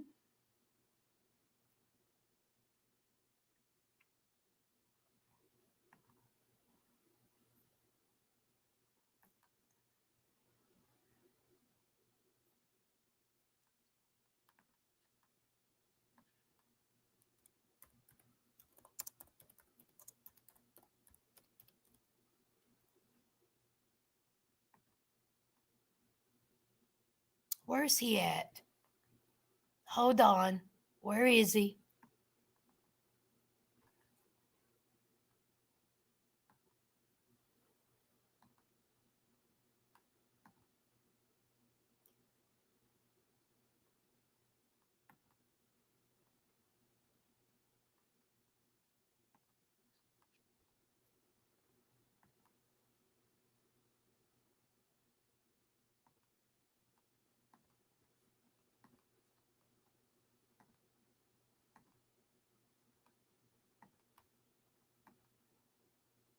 That right there.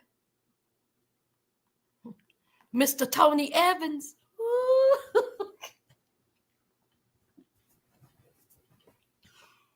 Woo! This youngin', I'm probably old enough to be his mama. Clean. Black country music. When I tell you this boy is fine.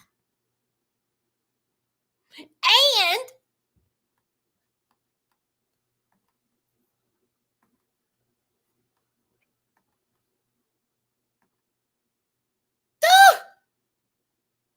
good God Almighty, I cannot remember his name. He's the one that does that song. Get in the back of my truck. I can't remember how it goes, but it went viral. Woo, he fine. Now let's see how old he. What is his name?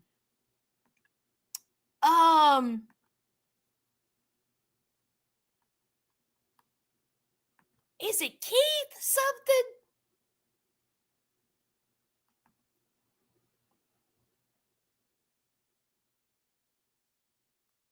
What is his name? Hold on, y'all. Rashad. His name is Rashad.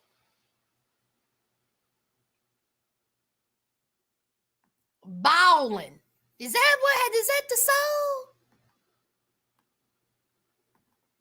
But child, honey, Rashad and Tony, yeah. I think that they look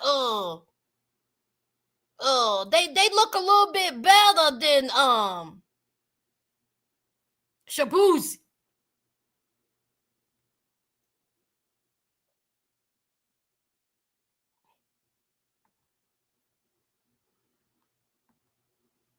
I know that's right. Listen, I need to go to one of those rodeos. Y'all be seeing them rodeos, those black rodeos on TikTok they be having in Texas, and I'm like, good God. Ooh, wait. Texas, Louisiana, Arkansas, I be seeing them black cowboys. They be walking around there riding them horses with no shirt on, and I'm like,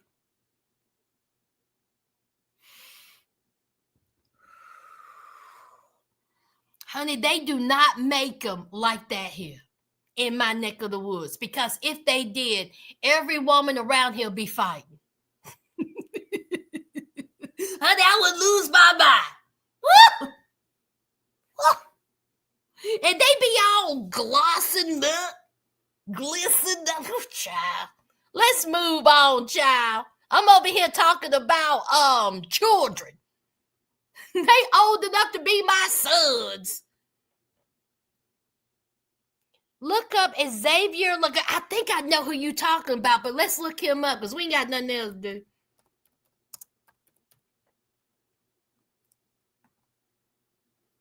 Yes, honey. Yes, honey. Ooh! Ooh! Lord, you got me over. Ooh, honey. Old enough to be my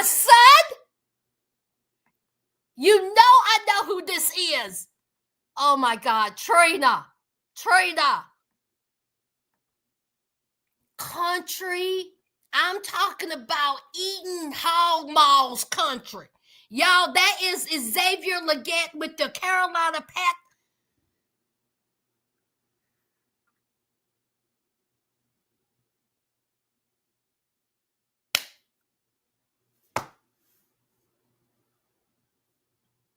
I can't wait till football season.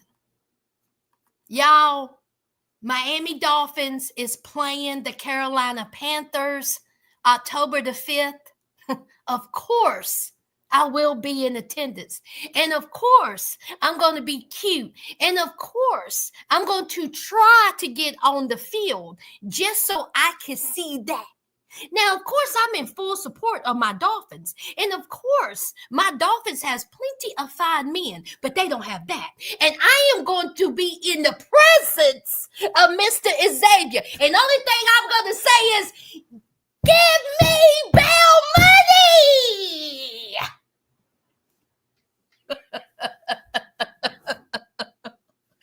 Because when I tell you, I am trying to get on that field. If y'all see me on television running across the field with my tits out, no judgment.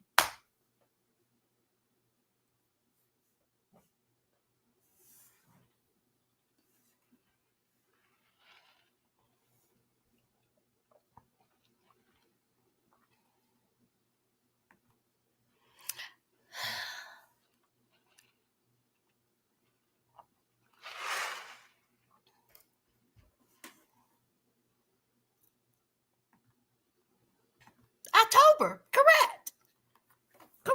Honey, Catherine, for people who don't know about football does not start till September. They put out the schedule in May. So everybody can get their, look, Catherine, we got to get our schedules right for football season. We got to turn in vacation time. We got to turn in PTO time. We got to turn in holiday time. We got to buy these tickets.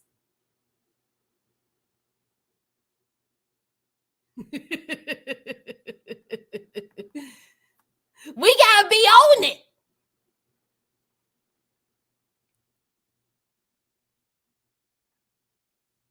I love football. I absolutely love it. So anyway, y'all done got me down this, we done went from the BET Awards to Xavier. So now, that's all with the BET Awards, child. It was pretty good. I enjoyed it. A lot. Now, for my Sister Wives crew, let's talk about the sit down. And then we're gonna go. Nothing much to talk about. I cannot believe this is a 4-parter. A 4-parter? They got one this week. Too many parts. Too many parts. But I wrote down a little bit of notes, child. Let me see my notes. Hold on.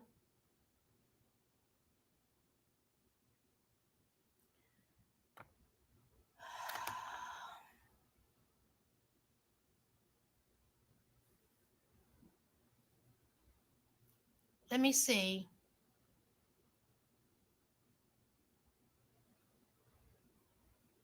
Luggage rack.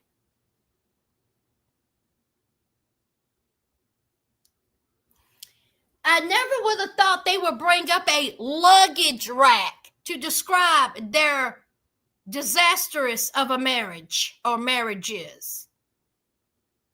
So Christine and Janelle was talking about how when they went places, Cody would use the luggage rack, wouldn't offer it to the other ladies. And so when Suki was trying to tell Cody this, Cody was oblivious. Oh, I don't know what you're talking about. What do you mean luggage rack? Who was using a luggage rack? What are you talking about? And so she was like, when you go into a hotel, do you give them the luggage rack? Oh, well, I don't know. I don't know. And then Nellie.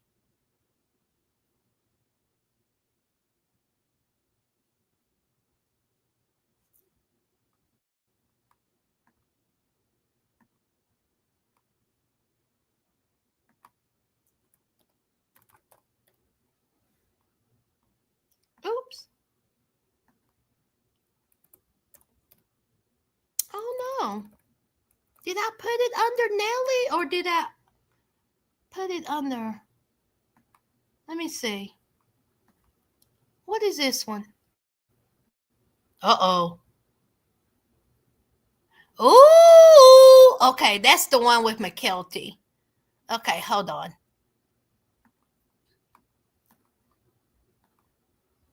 Where's it at?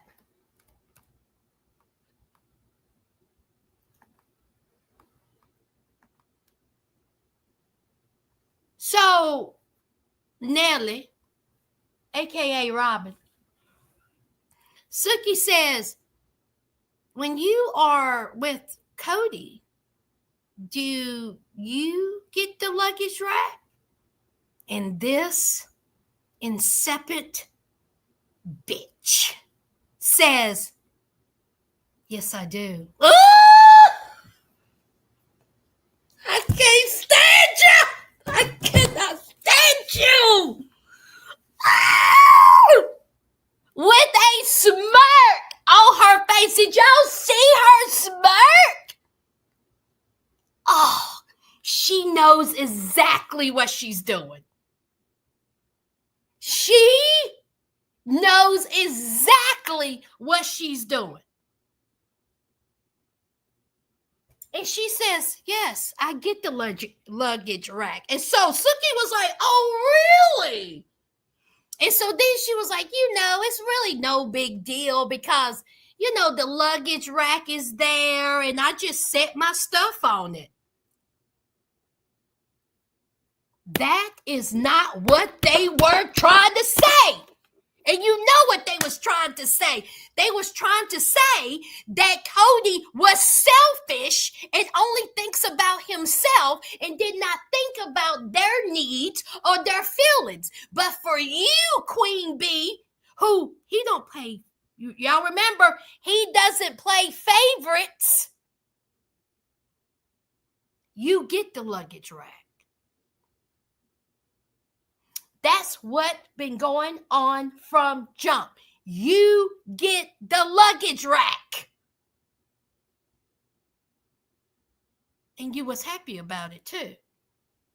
Now, let's talk about this Coyote Pass. I'm tired of hearing it. And so they're talking about, who split it up? Where's it at? You think Cody is trying to, get you out of this, get you out of money, you play fair, all that bunch of mess. We all know that Cody does not play fair. We already know that Robin's name, y'all seen the original. Now Robin's name is on every single one of those acres. Every single one of them. But Miss, I don't care nothing about Coyote Pass. I just wish everyone would just get along. Her name is on every single one of those lots. And what I said before, if she could, because I don't think it's sold by now. I don't think it's sold. They paid it off. It may be sold. I don't know. But what she could do is be like, I don't want to sell it. I want it for my kids. I want it for my baby. She could say that. And she is so nasty enough she would do it. That's my point. Her name was not on all of them, but now her name is on every single lot. And Cody knew exactly what he was doing. So they talk about Coyote Pass, about how it's being paid off and how they wasn't sure if they could trust Cody or not. But Cody says, listen, I don't even know what they even talking about. They just blowing things out of proportion. Okay? And then Cody said this. He said, our first corporate paycheck, Robin didn't get a piece of it. Oh, Cody, you really thought you ate with that one? Yo, Sasters, he really thought he ate with that one. Cody, she did not have to get a percentage of the first corporate paycheck because she got her mansion. You bastard. She got her mansion. And where did that money, Sasters? Where did that money come from that helped her get that mansion? Oh, that's right. The family fund. Right? See, they had to dip into the family fund to make sure she got her mansion. Oh, and let's not forget again, she didn't want that house. She also didn't want nobody stepping foot in it. But I digress. So, her not getting a percentage of that little corporate check means nothing, especially when they dibbled and dabbled into the family fund to get her house. How about that, Cody? So I don't know why you thought that was a big deal. I don't know why you think you ate with that one, because you didn't. We know what she is about. We know what you are about with her. It cannot be disputed. I don't know why it is still being disputed that you were in. Listen, there were, listen, sass words.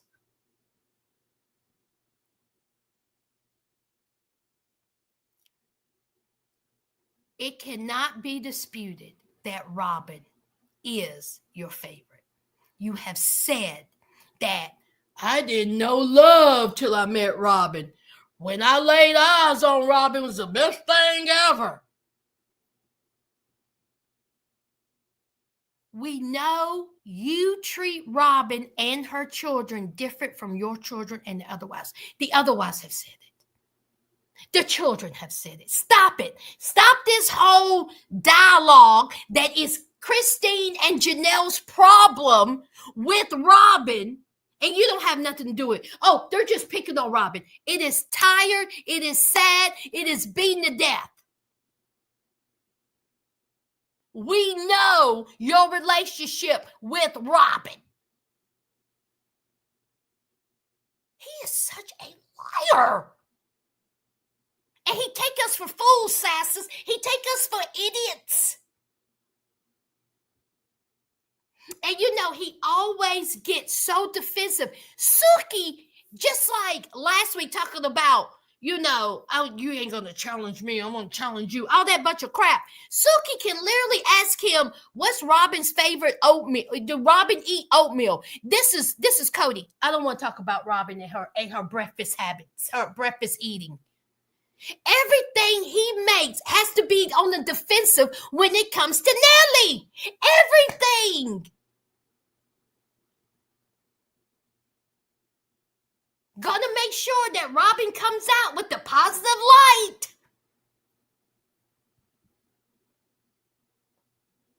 They talk about how Cody uses their weaknesses against them. Christine was him saying that he was not physically attracted to her anymore. He knows that was the button to push. Janelle was,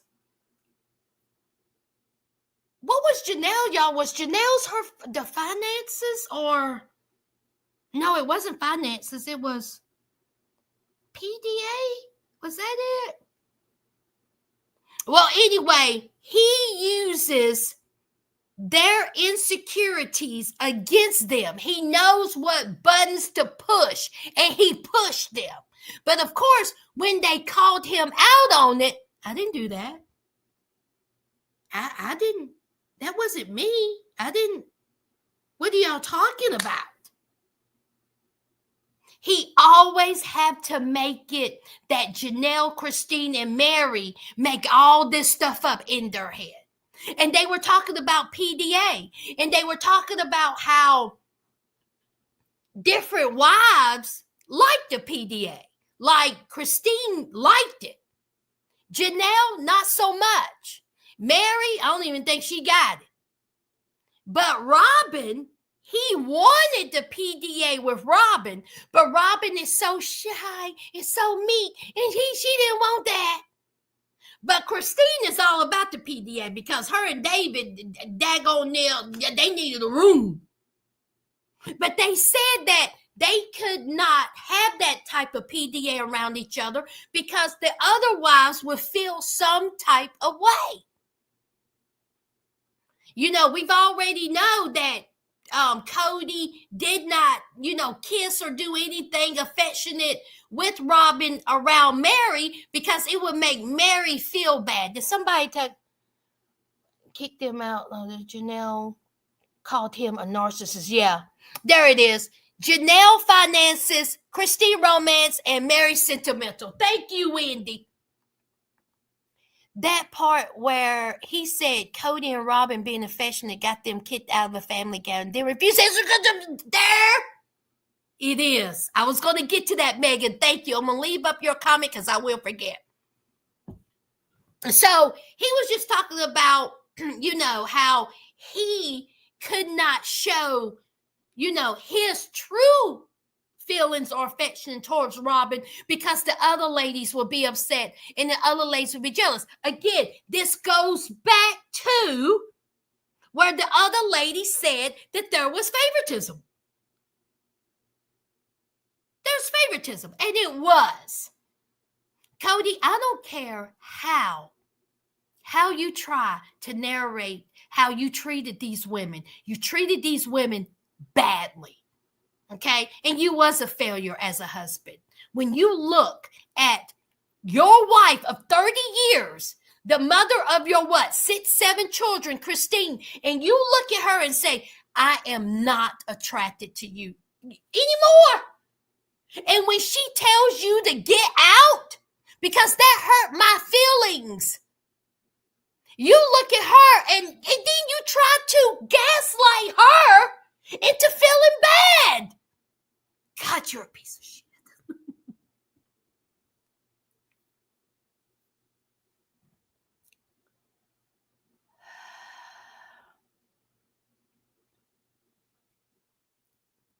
Christine basically said that her and Cody's, or Cody, basically, well, he did say it. It was a chore.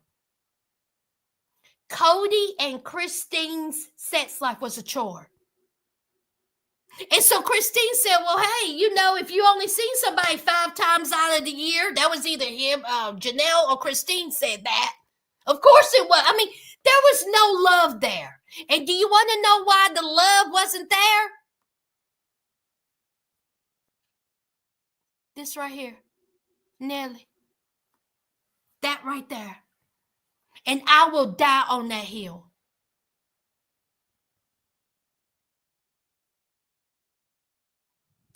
So let's talk about this part.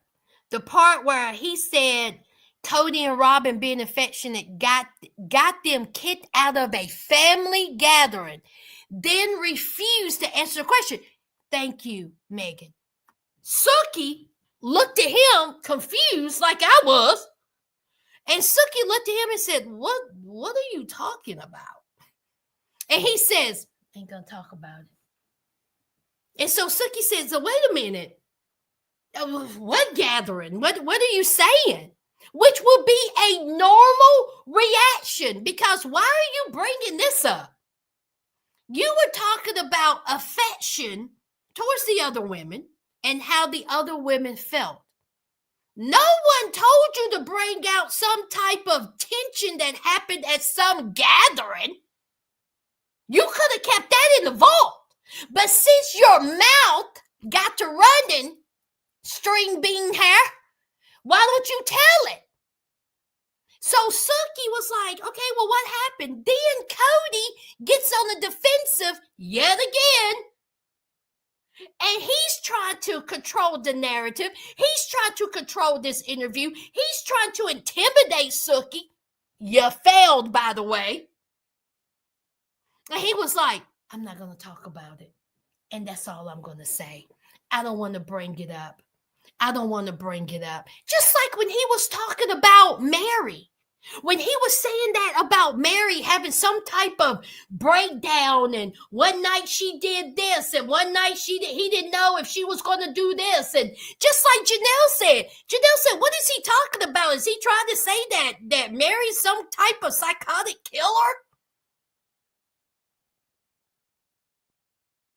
Why does he bring up this stuff and don't back it up?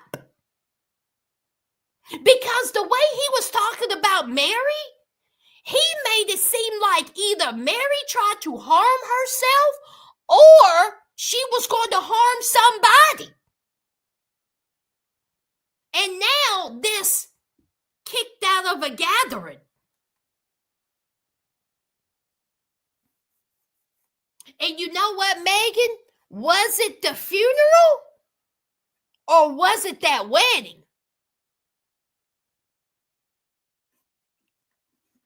Huh?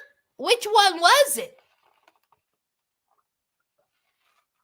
I wonder. That's interesting. Was it the funeral or was it that wedding? Because remember, they did not televise that boy's wedding. And then I read that it was some tension. We already knew it was some tension going in. So I wonder.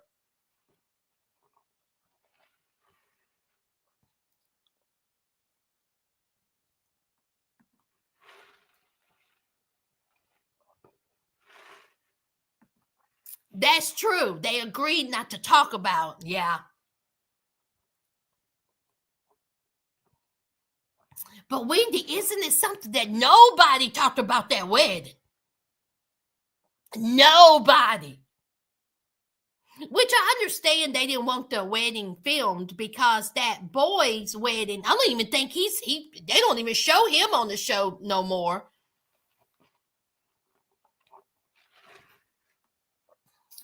Oh, yes, it was Tamika. Yes, it was some funeral drama. It went down.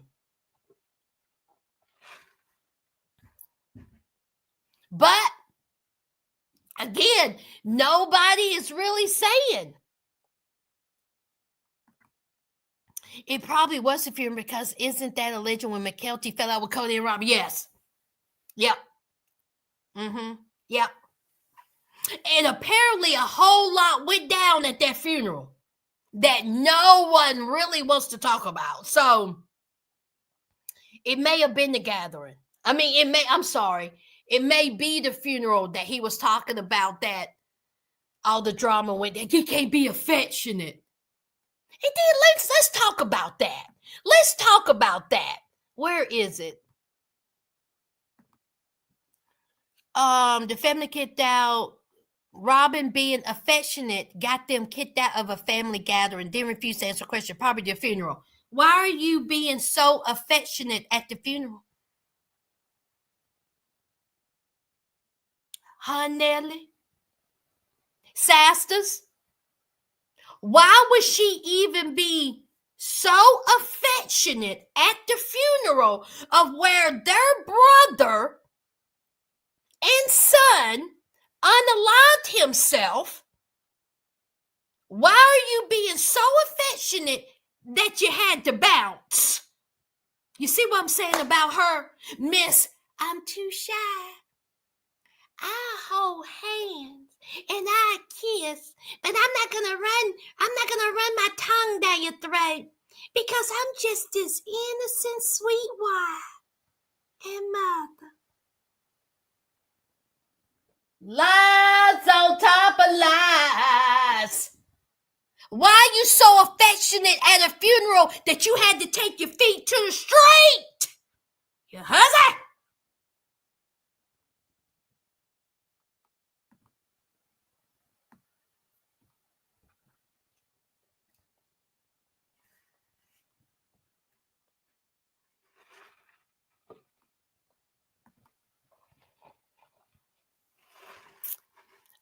Nikki Haverstock. I don't know who that is. That's another recapper. Brought up a good point. Why does he know all the questions, but the OG3 don't? Why do they protect him? I don't know, Jess. Jess, I don't know. Jess, I wish I can answer that question. I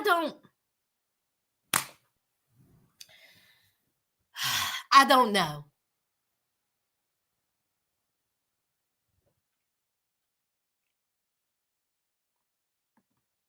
The controversy by Cody is driving the show at this point. It is. But you know what? It's only so much you can do. Now, Cody brought up saying, why does Christine keep talking about him if she is in a happy marriage? I will say this. Christine does talk about Cody. She does talk about the experiences with Cody. Does she talk about Cody a little too much around her husband? Yes, I think so. But Christine is on a show, Sister Wives. She's an original, okay? She is someone who was married to him for 30 years. She also has a children with him.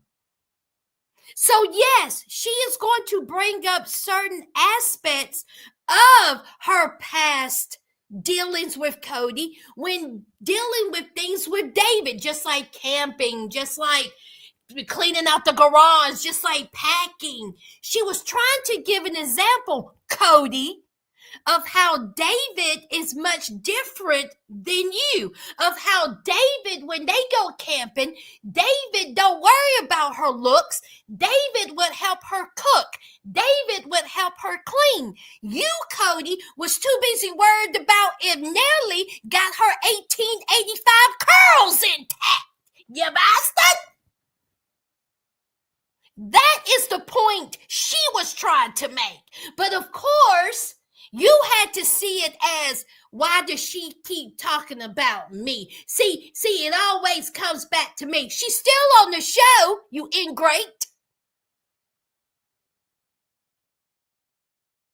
She's given examples of how she's happier now with David than with you, inside and outside of the bedroom. Because, see, she says David blowing out the back.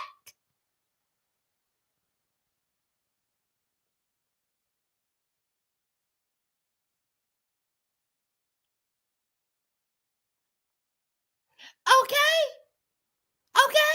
How about Cody?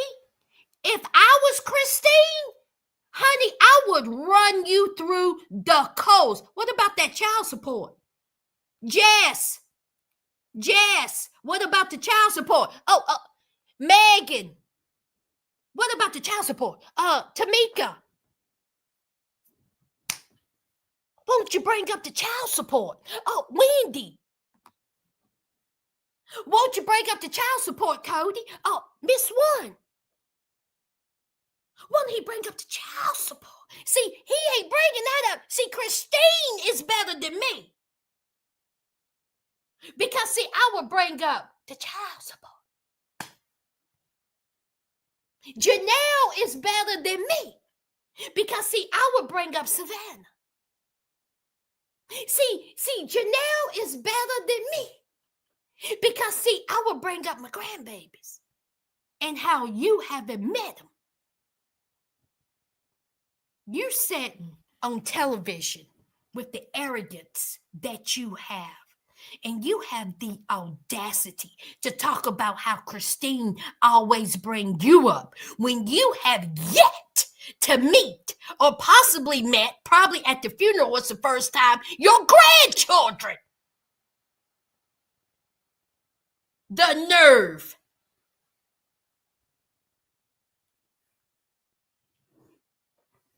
You don't even have a relationship with 90% of your adult children. And you talking about Christine talking about you. Honey, Christine light work. Christine, light work. Janelle, light work. I would drag you for everything. I would drag you so bad you wouldn't have no skin left on them bones. I would be so nasty. Because every chance Cody gets, he just digs a knife into their side. Look at how he treated Mary. And Mary still don't drag him like she should. He's hateful. He is so hateful. He's hateful to his children. He's hateful to the ex-wives. He's hateful. He was trying to be hateful to Sookie. He's a hateful man.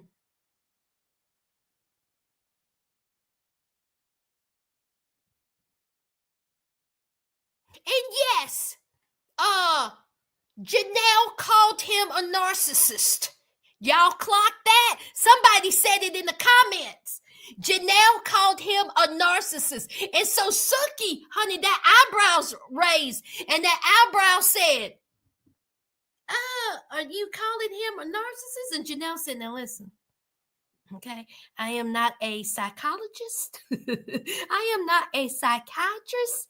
I am not able to diagnose anybody, but I'm just saying there's traits. Janelle, he is one. I am not a psychologist. I am not a psychiatrist. Okay? But he is.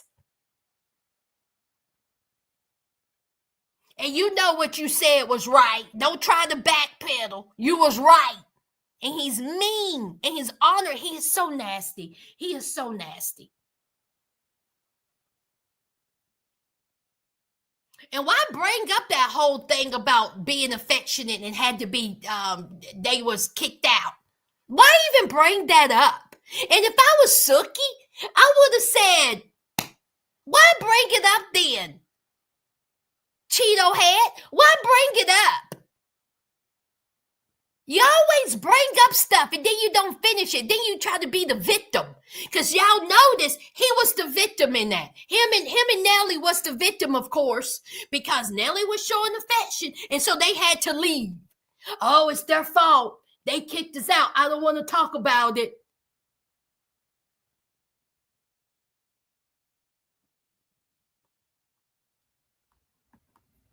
%90, 100% at this point, right? We ain't counting the ones dependent on him. Even Robinson said, see ya. I don't know about 100 because Jess, he still have a relationship with some of his children. I don't know which ones. We know that Gwendolyn still talks to him, right? I mean, they still talk to their dad. So a couple of the boys still do.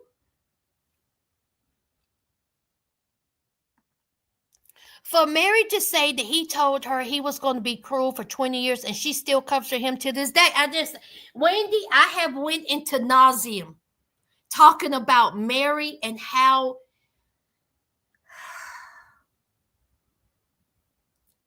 I don't understand.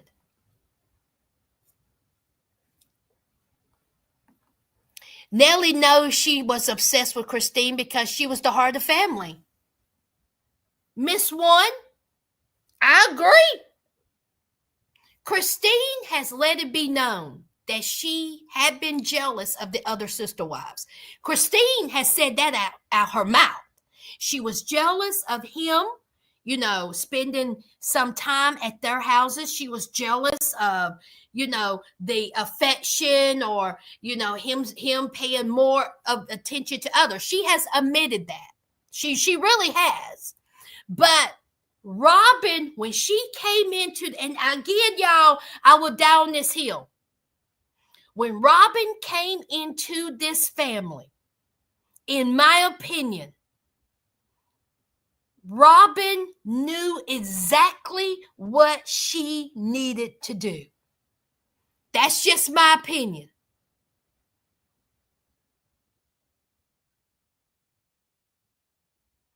The women, the other wives, sure, they seen Robin, They seen another sister wife. They seen someone who was there with them, plural marriage with them. And then it turned. And Cody seen Robin and was like, oh, okay, so Robin's younger. Okay? Robin is firmer. Y'all remember when he said that? Who remembers when he said that? Who remembers that? I do. Robin was sexier. And then there's Janelle and Mary and Christine that he's done been with and had 18,000 kids with, but screw them. There's a new youngin' in town with the little firmer booty that I can.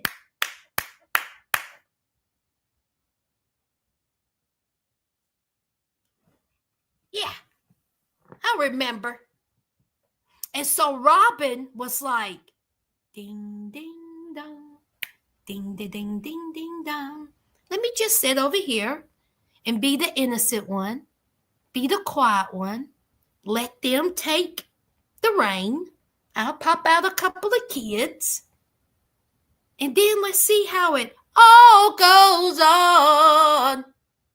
Let me play it out. All falls down. Because we've seen it play out.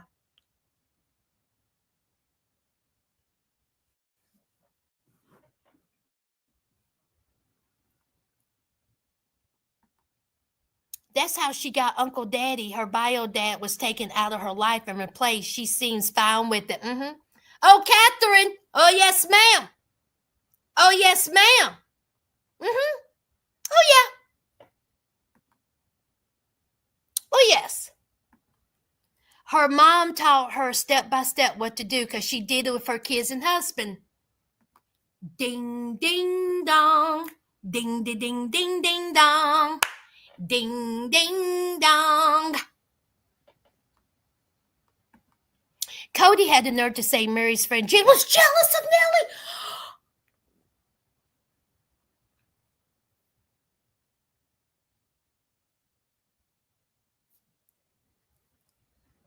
Because of her great friendship with Mary. Megan, how hard did you laugh at that? Cody had the nerve, Megan. Cody had the nerve to say because Robin was Mary's best friend.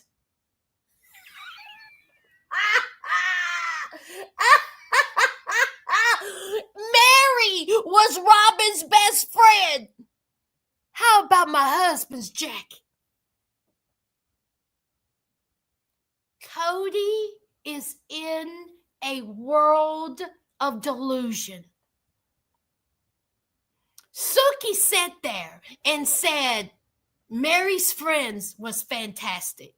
Christine sat there and said Mary got great friends. Mary's friend, and then Cody. Oh, oh God, she's jealous of Robin. She's jealous. So everybody's jealous. I want y'all to take notes, Sasters. Everyone is jealous of Robin.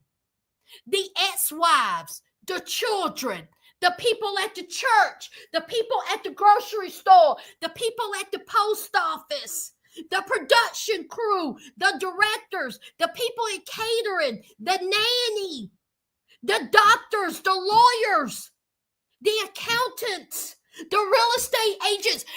Everybody is jealous of this.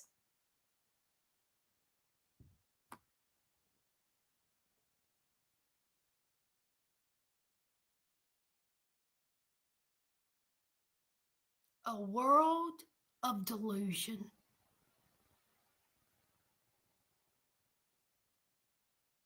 Robin has the personality of a wet paper bag on TV. No one, and I mean absolutely no one, is jealous of her.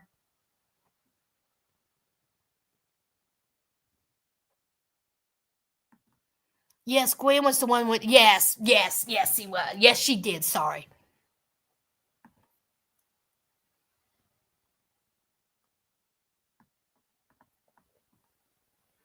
Who brought up therapist? Hold on.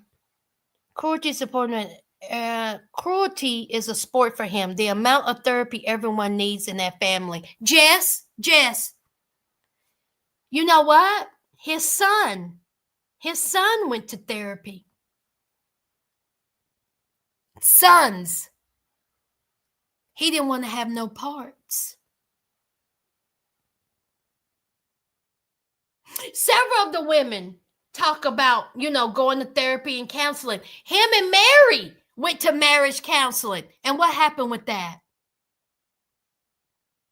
What happened with that? Absolutely nothing. He cannot accomplish what is needed to have a successful therapy session. He's not capable of that because it's everybody else's fault. Everybody else is in the wrong, and he's always, and I mean always right.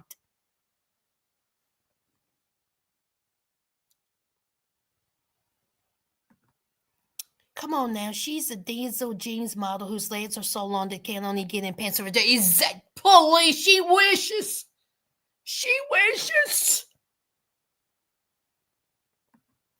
And ants in the hill next to unused lawnmowers too.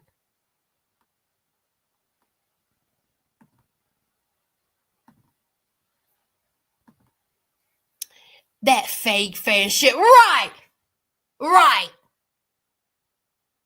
Oh, Mary, I can't wait. I can't see you go. Here's this dusty journal that I got from the dollar store. My sister wife is gone, y'all. I love Mary so much. She was my friend. Am I good?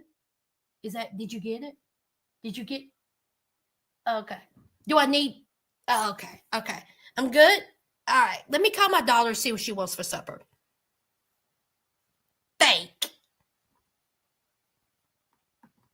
Jen is jealous because Robin is Mary's BFF. Right.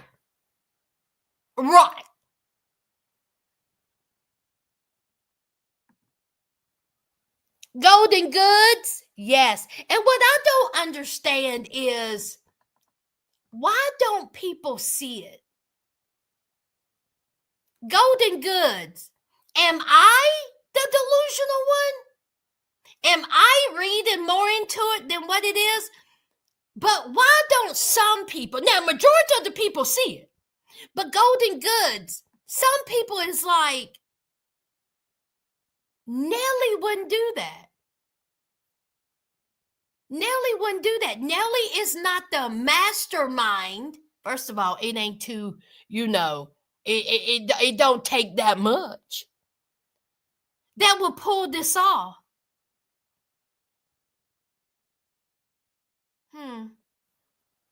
Interesting. I just look at it as Nellie watching the episodes, how she acts. Just like she smirked about the whole luggage rack. He does. Do you get the luggage rack? I do. Nasty work. She knows exactly what Suki meant by that luggage rack. But she puts on, oh, no. I mean, the luggage rack is just there. I just put my luggage on it. It's just there. I mean, it ain't no big deal.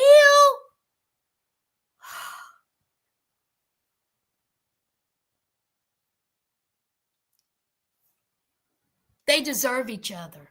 And I told y'all, Sastas, my sister wives crew, I told y'all, when it happens,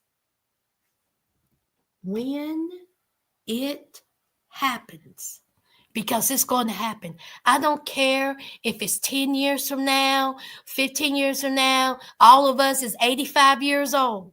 I'm going to turn on this laptop I'm going to go live, and I don't care if it's 2 people in there.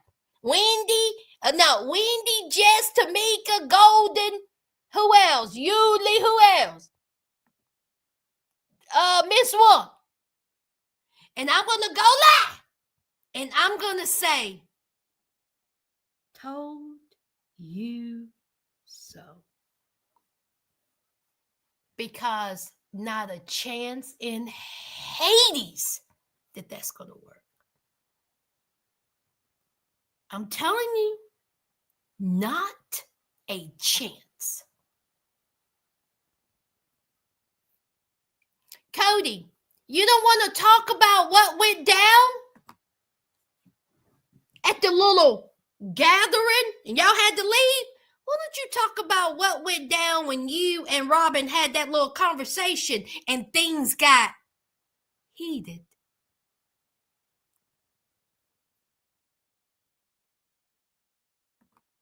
And you had to leave your residence. See the film. See, y'all didn't film that part. Oh, that's right. Y'all didn't film that part. Won't you talk about that? You don't want to. Because it made you and Robin in a bad light. Because Robin probably cussed you out and you cussed her out. But y'all gonna put on this perfect marriage when we all know it's not perfect. By any means, you chose her over your family. You chose her over your children. You chose her over your other wives. And this is a fact. This is not rumor. This is not alleged. You did it. The other wives have said it, and so have the children. Why would the children lie? You act like them kids are making this up. They're picking on Robin. They're not.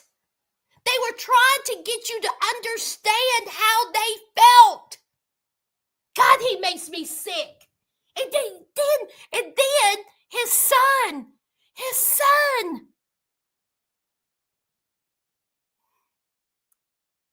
He has to make it about him. He cannot help himself. And Janelle is a good one. Because I told y'all I would be petty. I would be so angry at him. I would want him anywhere. I wouldn't have him involved in nothing.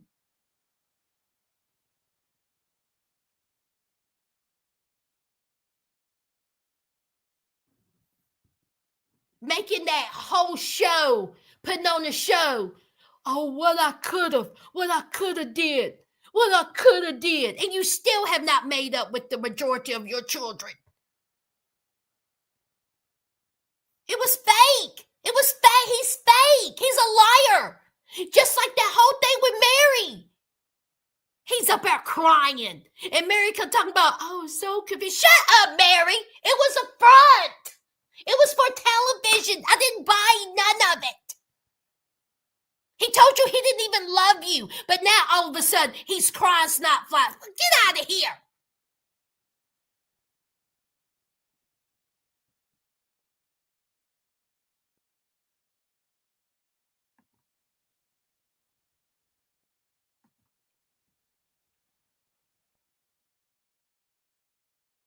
Exactly, Wendy. Exactly. We were saying it before any of them verbalized it. Janelle's better than me, honey. Honey, I would have been real petty. Let's not forget, got her and Savannah. It was Savannah, right? Got her and Savannah up in the RV. The way he treated Janelle, I would never forget that. I would never forget how he treated her. Let's take Janelle out of the picture, how he treated Savannah. Wasn't it Savannah? He couldn't even bother getting her for Christmas. He didn't even bother. He didn't even talk to her. Oh, he's just so, oh God, I can't stand this man.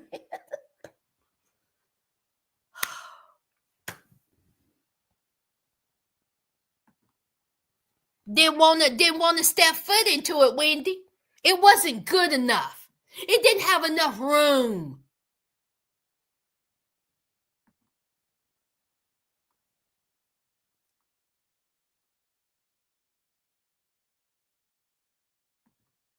Right. Mary didn't know what drapes and carpet meant in that time. And then let's just talk about it. And then I'm going to go. Y'all, I've been on here for 3 hours. I'm glad y'all stuck around. I love y'all. Let's just talk about the catfishing.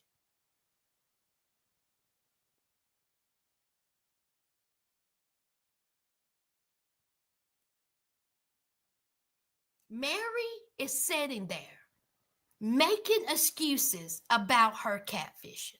Mary, why are you making excuses, girl? Okay, the reason why you was catfished is because you were lonely. The reason why you was catfished is because you wasn't happy. The reason why you was catfished is because Cody was not showing you the attention that he should have been showing you as a first wife. What have I always said, y'all? Ain't no way in hell Robin would have come and darkened that doorway and took my man the way she did. Mary, Robin took your husband. Robin took your husband. You were the first wife. She took your husband. And that's just the bottom line. I'm not going to sugarcoat it. She did that. You divorced Cody so she could marry him. First mistake. First mistake. Why you? Why? If that was coming at me, I would have said, hell no. This is my husband. I'm going to stay married to him. Find something else. Go about it another way. It ain't me. You didn't do that. You let it go. He starts showing more and more attention to Robin. All the wives have said it. It bothered you. It bothered you. You wasn't getting the attention that you should have gotten. And what did you do? Well, you got online. And you thought that you was talking to somebody with a little cutesy tool. But no, you was talking to a stalker, a woman. Embarrassed you. Embarrassed you. Instead of you telling Cody how you were really feeling, instead of sugarcoating around him, you should have said, listen here, you bastard. Okay, I'm your first wife. I have your child. And you're going to treat me like you should treat me. I don't care nothing about Nelly. And I mean it. I deserve respect and dignity and loyalty. I'm your wife. You didn't do that. You caved. Then you had to tuck your tail in betwixt your legs and crawl back. And I don't care what anybody says. Cody has always treated you with disdain and pieces of shit, but when that happened, you embarrassed him. You hurt his ego, and he will never, and I mean never, and I mean never, Sastas, he will never forgive her for that. How dare you? How dare you bring shame to this family? How dare you go out of this family to look for happiness that I can't give you? Because that's what happened. That's what happened. He treated you like dog shit before the catfishing, and he really treated you like dog shit after the catfishing. Years Years he belittled you. Years he kicked you while you was down. Years he embarrassed you. And what did you do, Mary? What did you do? You stood beside him. That's my man. I'm going to stand beside of him. That's my man. Embarrassing yourself week after week after week.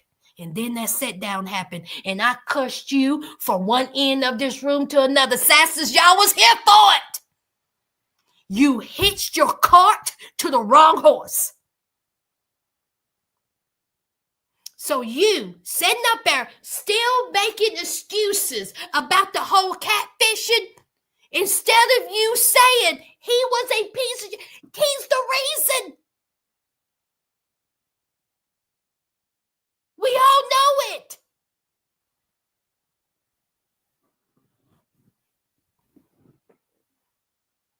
He come talking about, well, you know, the catfishing part put a strain on not just our marriage, the family.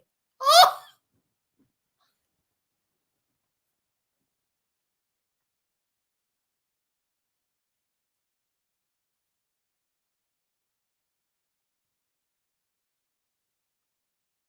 Not how you treated Robin. That didn't put no strain on your marriages or family. You treating the other wives like dog shit, that didn't put no strain on your family or your marriages.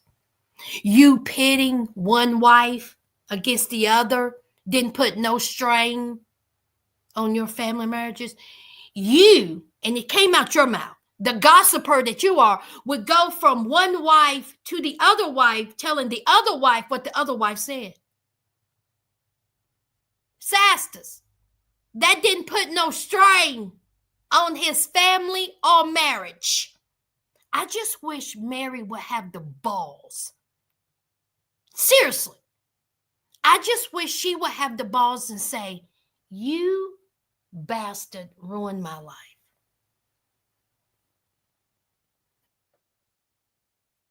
You embarrassed me. You treated me less than. I can't stand you. I really can't. She won't say that. For some reason, she tries to give him some type of grace. After all this, some type of grace. And I'm going to say it. I'm going to say it. Out of all the wives, Christine, Janelle, yes, Cody treated them poorly too. Mary was his, what is the word I'm trying to say, y'all? Punching bag? Just not in a literal sense. You know what I'm talking about. What's the word I'm trying to use? Mary was his, I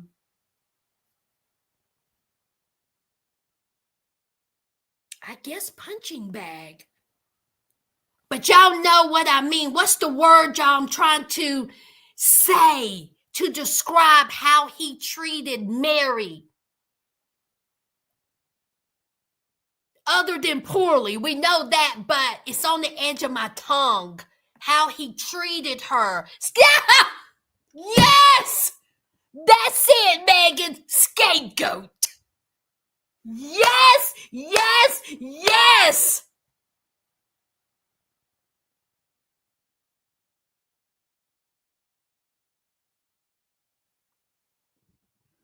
Yes, Miss One. Yes, punching bag, but scapegoat, absolutely. Lapdog. Who put that? Yes, Miss One. That's another one. Lapdog.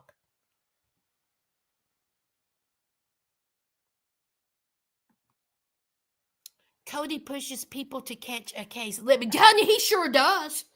He sure does. And I'm not saying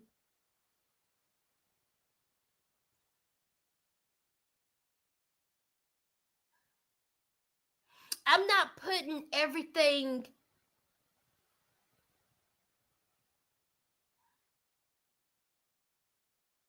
How can I word this? I'm not putting everything on just Cody when it comes to Mary, because Mary did go and look elsewhere, okay? But what I'm saying is there was a reason why she did it, and I just wish she would have voiced it.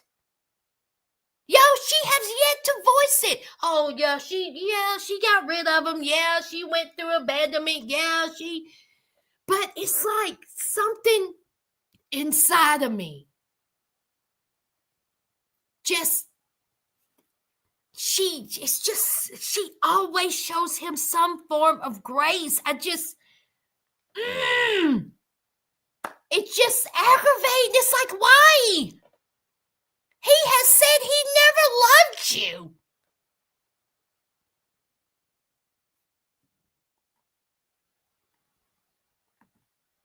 Oh, I know. Oh, I know, Miss One. Leon don't want no parts. They do not want no parts, Miss One. Leon has made that abundantly clear.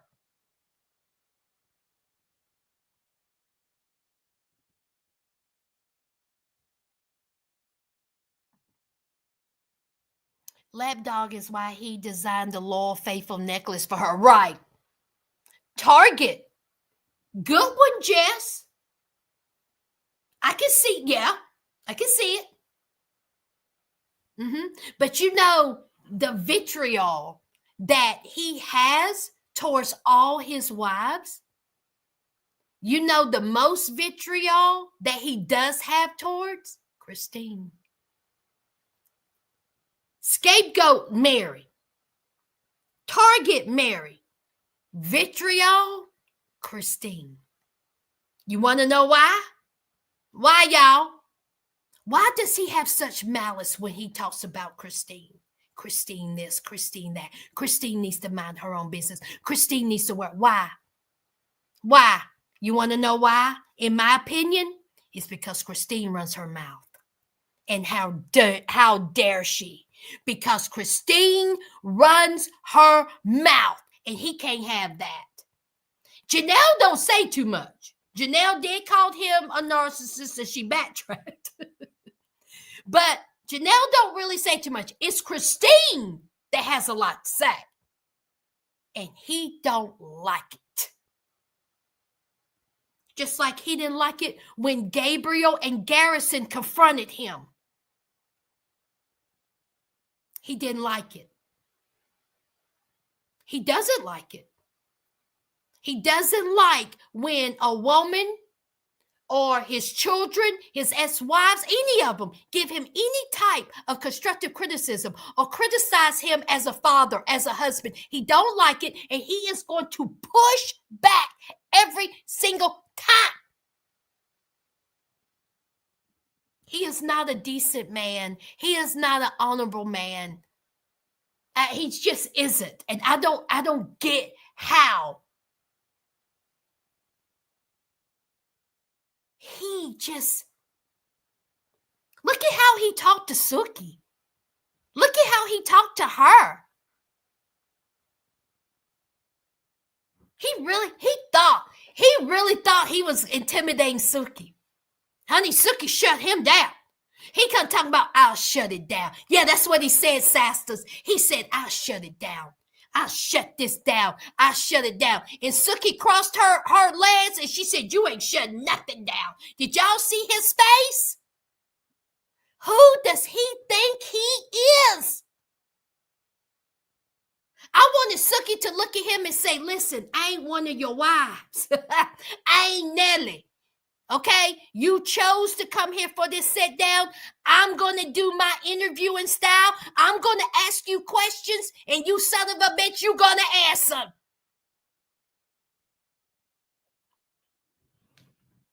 He really thought that he was going to get one over on Suki. Well, I was like, yes, girl. Ooh, I was so happy she said that. He can't take it.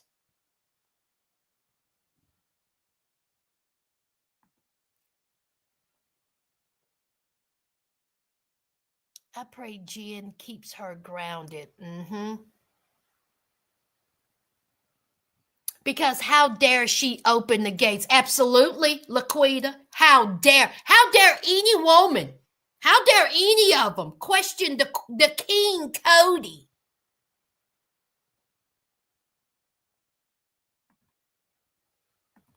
And no, and let me just say this.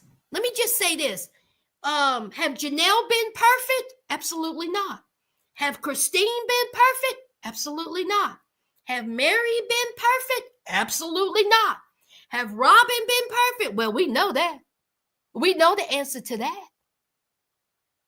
My whole thing is Cody sits on this pedestal and act like he has done nothing wrong.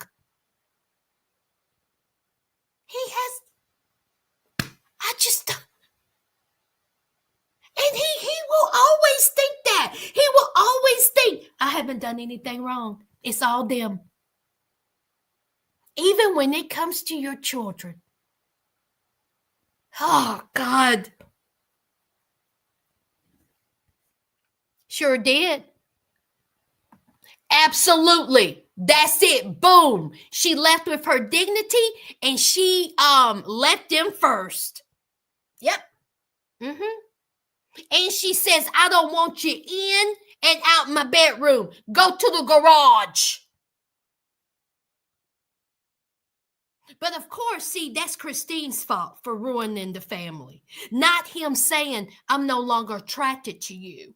Not him saying, I don't want to have nothing to do with what's going on in the bedroom. Not him not going to his daughter's surgery. See, they ain't got nothing to do with any of it. Not him treating Janelle like a piece of trash during the C-19. Not him seeing his other children during the C-19. Not him making those unbelievable, idiotic rules during the C-19. Yes, you can have rules, but his was just ridiculous. But see, they didn't have nothing to do with it. They didn't have nothing to do with it. Christine made that decision. She destroyed the family.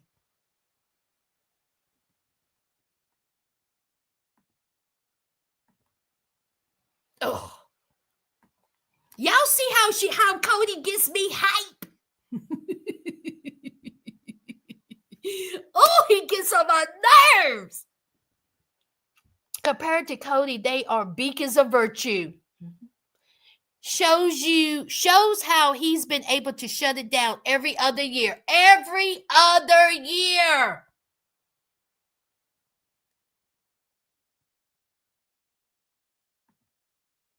And the ones who follow all those rules is the one who brought in the C-19. Case closed. Next case. Case closed. Next case. It's over. It's over. Now, I think I told y'all, I believe, in my honest opinion, this should be the last season. What more is there to say?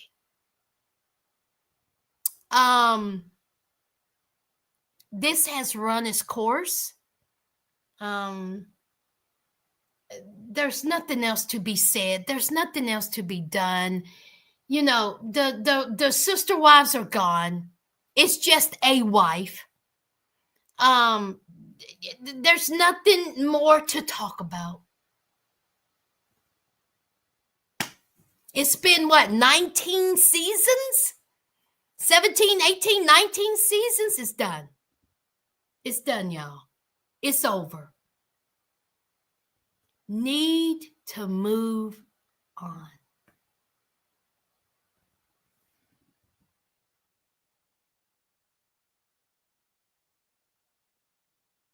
Even he wanted Mary to come over. Then Robin absolutely refused. Yep. I want to see the new 2 million McMansion. Oh, you know they'll just show the outside. $2 million. And again, Nellie's name is on every lot of Coyote Pass. With that being said, I appreciate y'all. I love y'all. Y'all, I gotta go to the bathroom. Hold on. Y'all, I gotta pee real quick. Hold on, hold on. Y'all make friends in the comments. I can't hold it. Oh! Oh! Then I come back and tell y'all bye. Oh! Oh! Oh!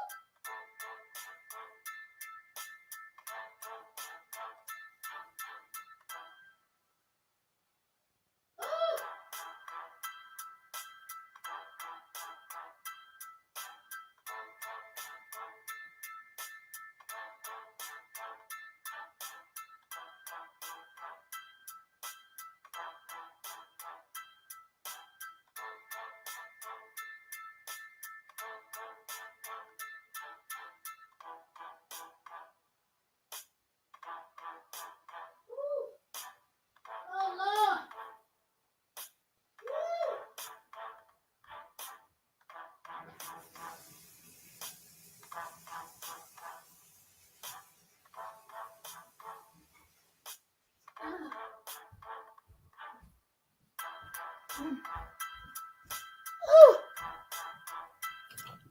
Ow!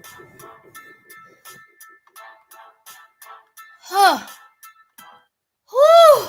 How do these people who do these marathon lives, who be on live like 3, 4, 5, 6, 7 hours, and they never go to the bathroom? Y'all, I've been about to bust for 45 minutes. I couldn't hold it no more. But how do people, are they dehydrated? How do you stay on live for hours and not go pee?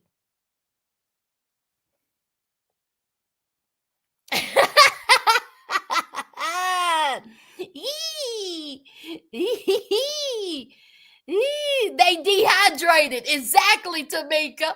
They ain't drinking no water. I think last season would have been fine to end with a short. Yes, I agree, Jess. I agree.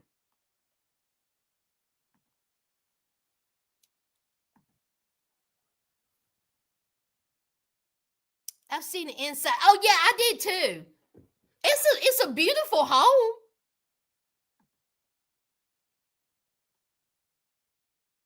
How many years? God, Catherine, I don't even know. I think it's been 18 seasons. Coyote Pass is sold. And guess what, Miss One? Guess what, girl? Nellie and Cody got a bigger piece than Mary and Janelle. You want to know why? Because both of their names was on every lot. Sure enough, both of their names was on every lot. I can talk about I had to pee. Look at this drink. Look at this thing. Look at that. It's as big as my head. Look at that. What is this size? What is this size? Look, it just say extra large.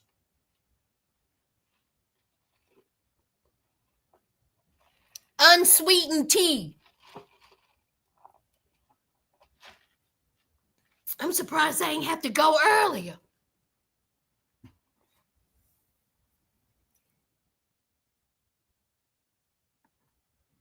Oh, wouldn't that be interesting, Tamika? I hope they got their finances together.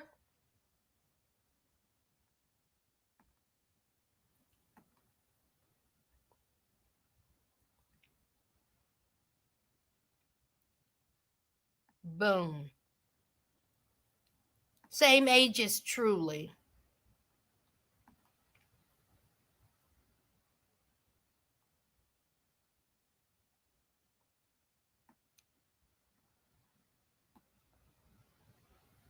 Miss One said, what? Well, I'm telling you, I'm marrying Janelle calling Sutton's financial people to get my money back. I know that's right.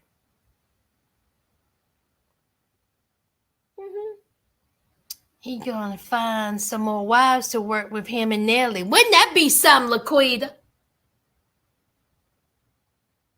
Get them a little spinoff.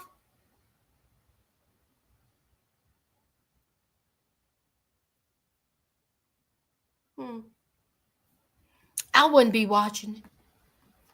I'm gonna tell you that right now. I will not watch a spinoff of Nellie and Cody. Absolutely DF not. Y'all, my lips are chapped. And I don't have my... Do I have any chapstick in here? Hell no. Damn. I gotta go, y'all. I gotta get some of my lips. I can't be walking around here like I've been eating powdered donuts. I can't do it. Okay? I can't do it. I can't walk around here busted, crusted, dusted, musted. Okay? I appreciate y'all. Thank y'all for joining me. I will be live again, or I will put up another video if something was to pop off. And yes, I have not forgotten about, what's it called? Strangers in Love. What's it called, y'all? What's that, Tia? What's 90 Day Fiance? Hunt for Love. Wendy ain't forgot you. I will talk about Hunt for Love next week. I have to catch up. I have not seen this past episode and only seen part of last week's episode. I'm behind. So I'm going to have to catch up with Hunt for Love. Okay? And then I will see y'all either on News You Can Use or Breaking News, or I will be live next week for the last part of Sister Wives, Hunt for Love, and Celebrity Gossip.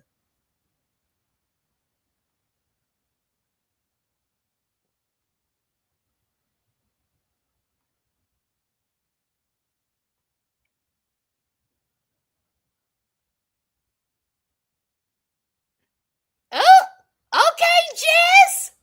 I ain't mad at you, girl. Yes, Jess, yes. Honey, I'm all for the love, okay? I'm all for the blowing out the back. Sass out here getting UTIs, chatless.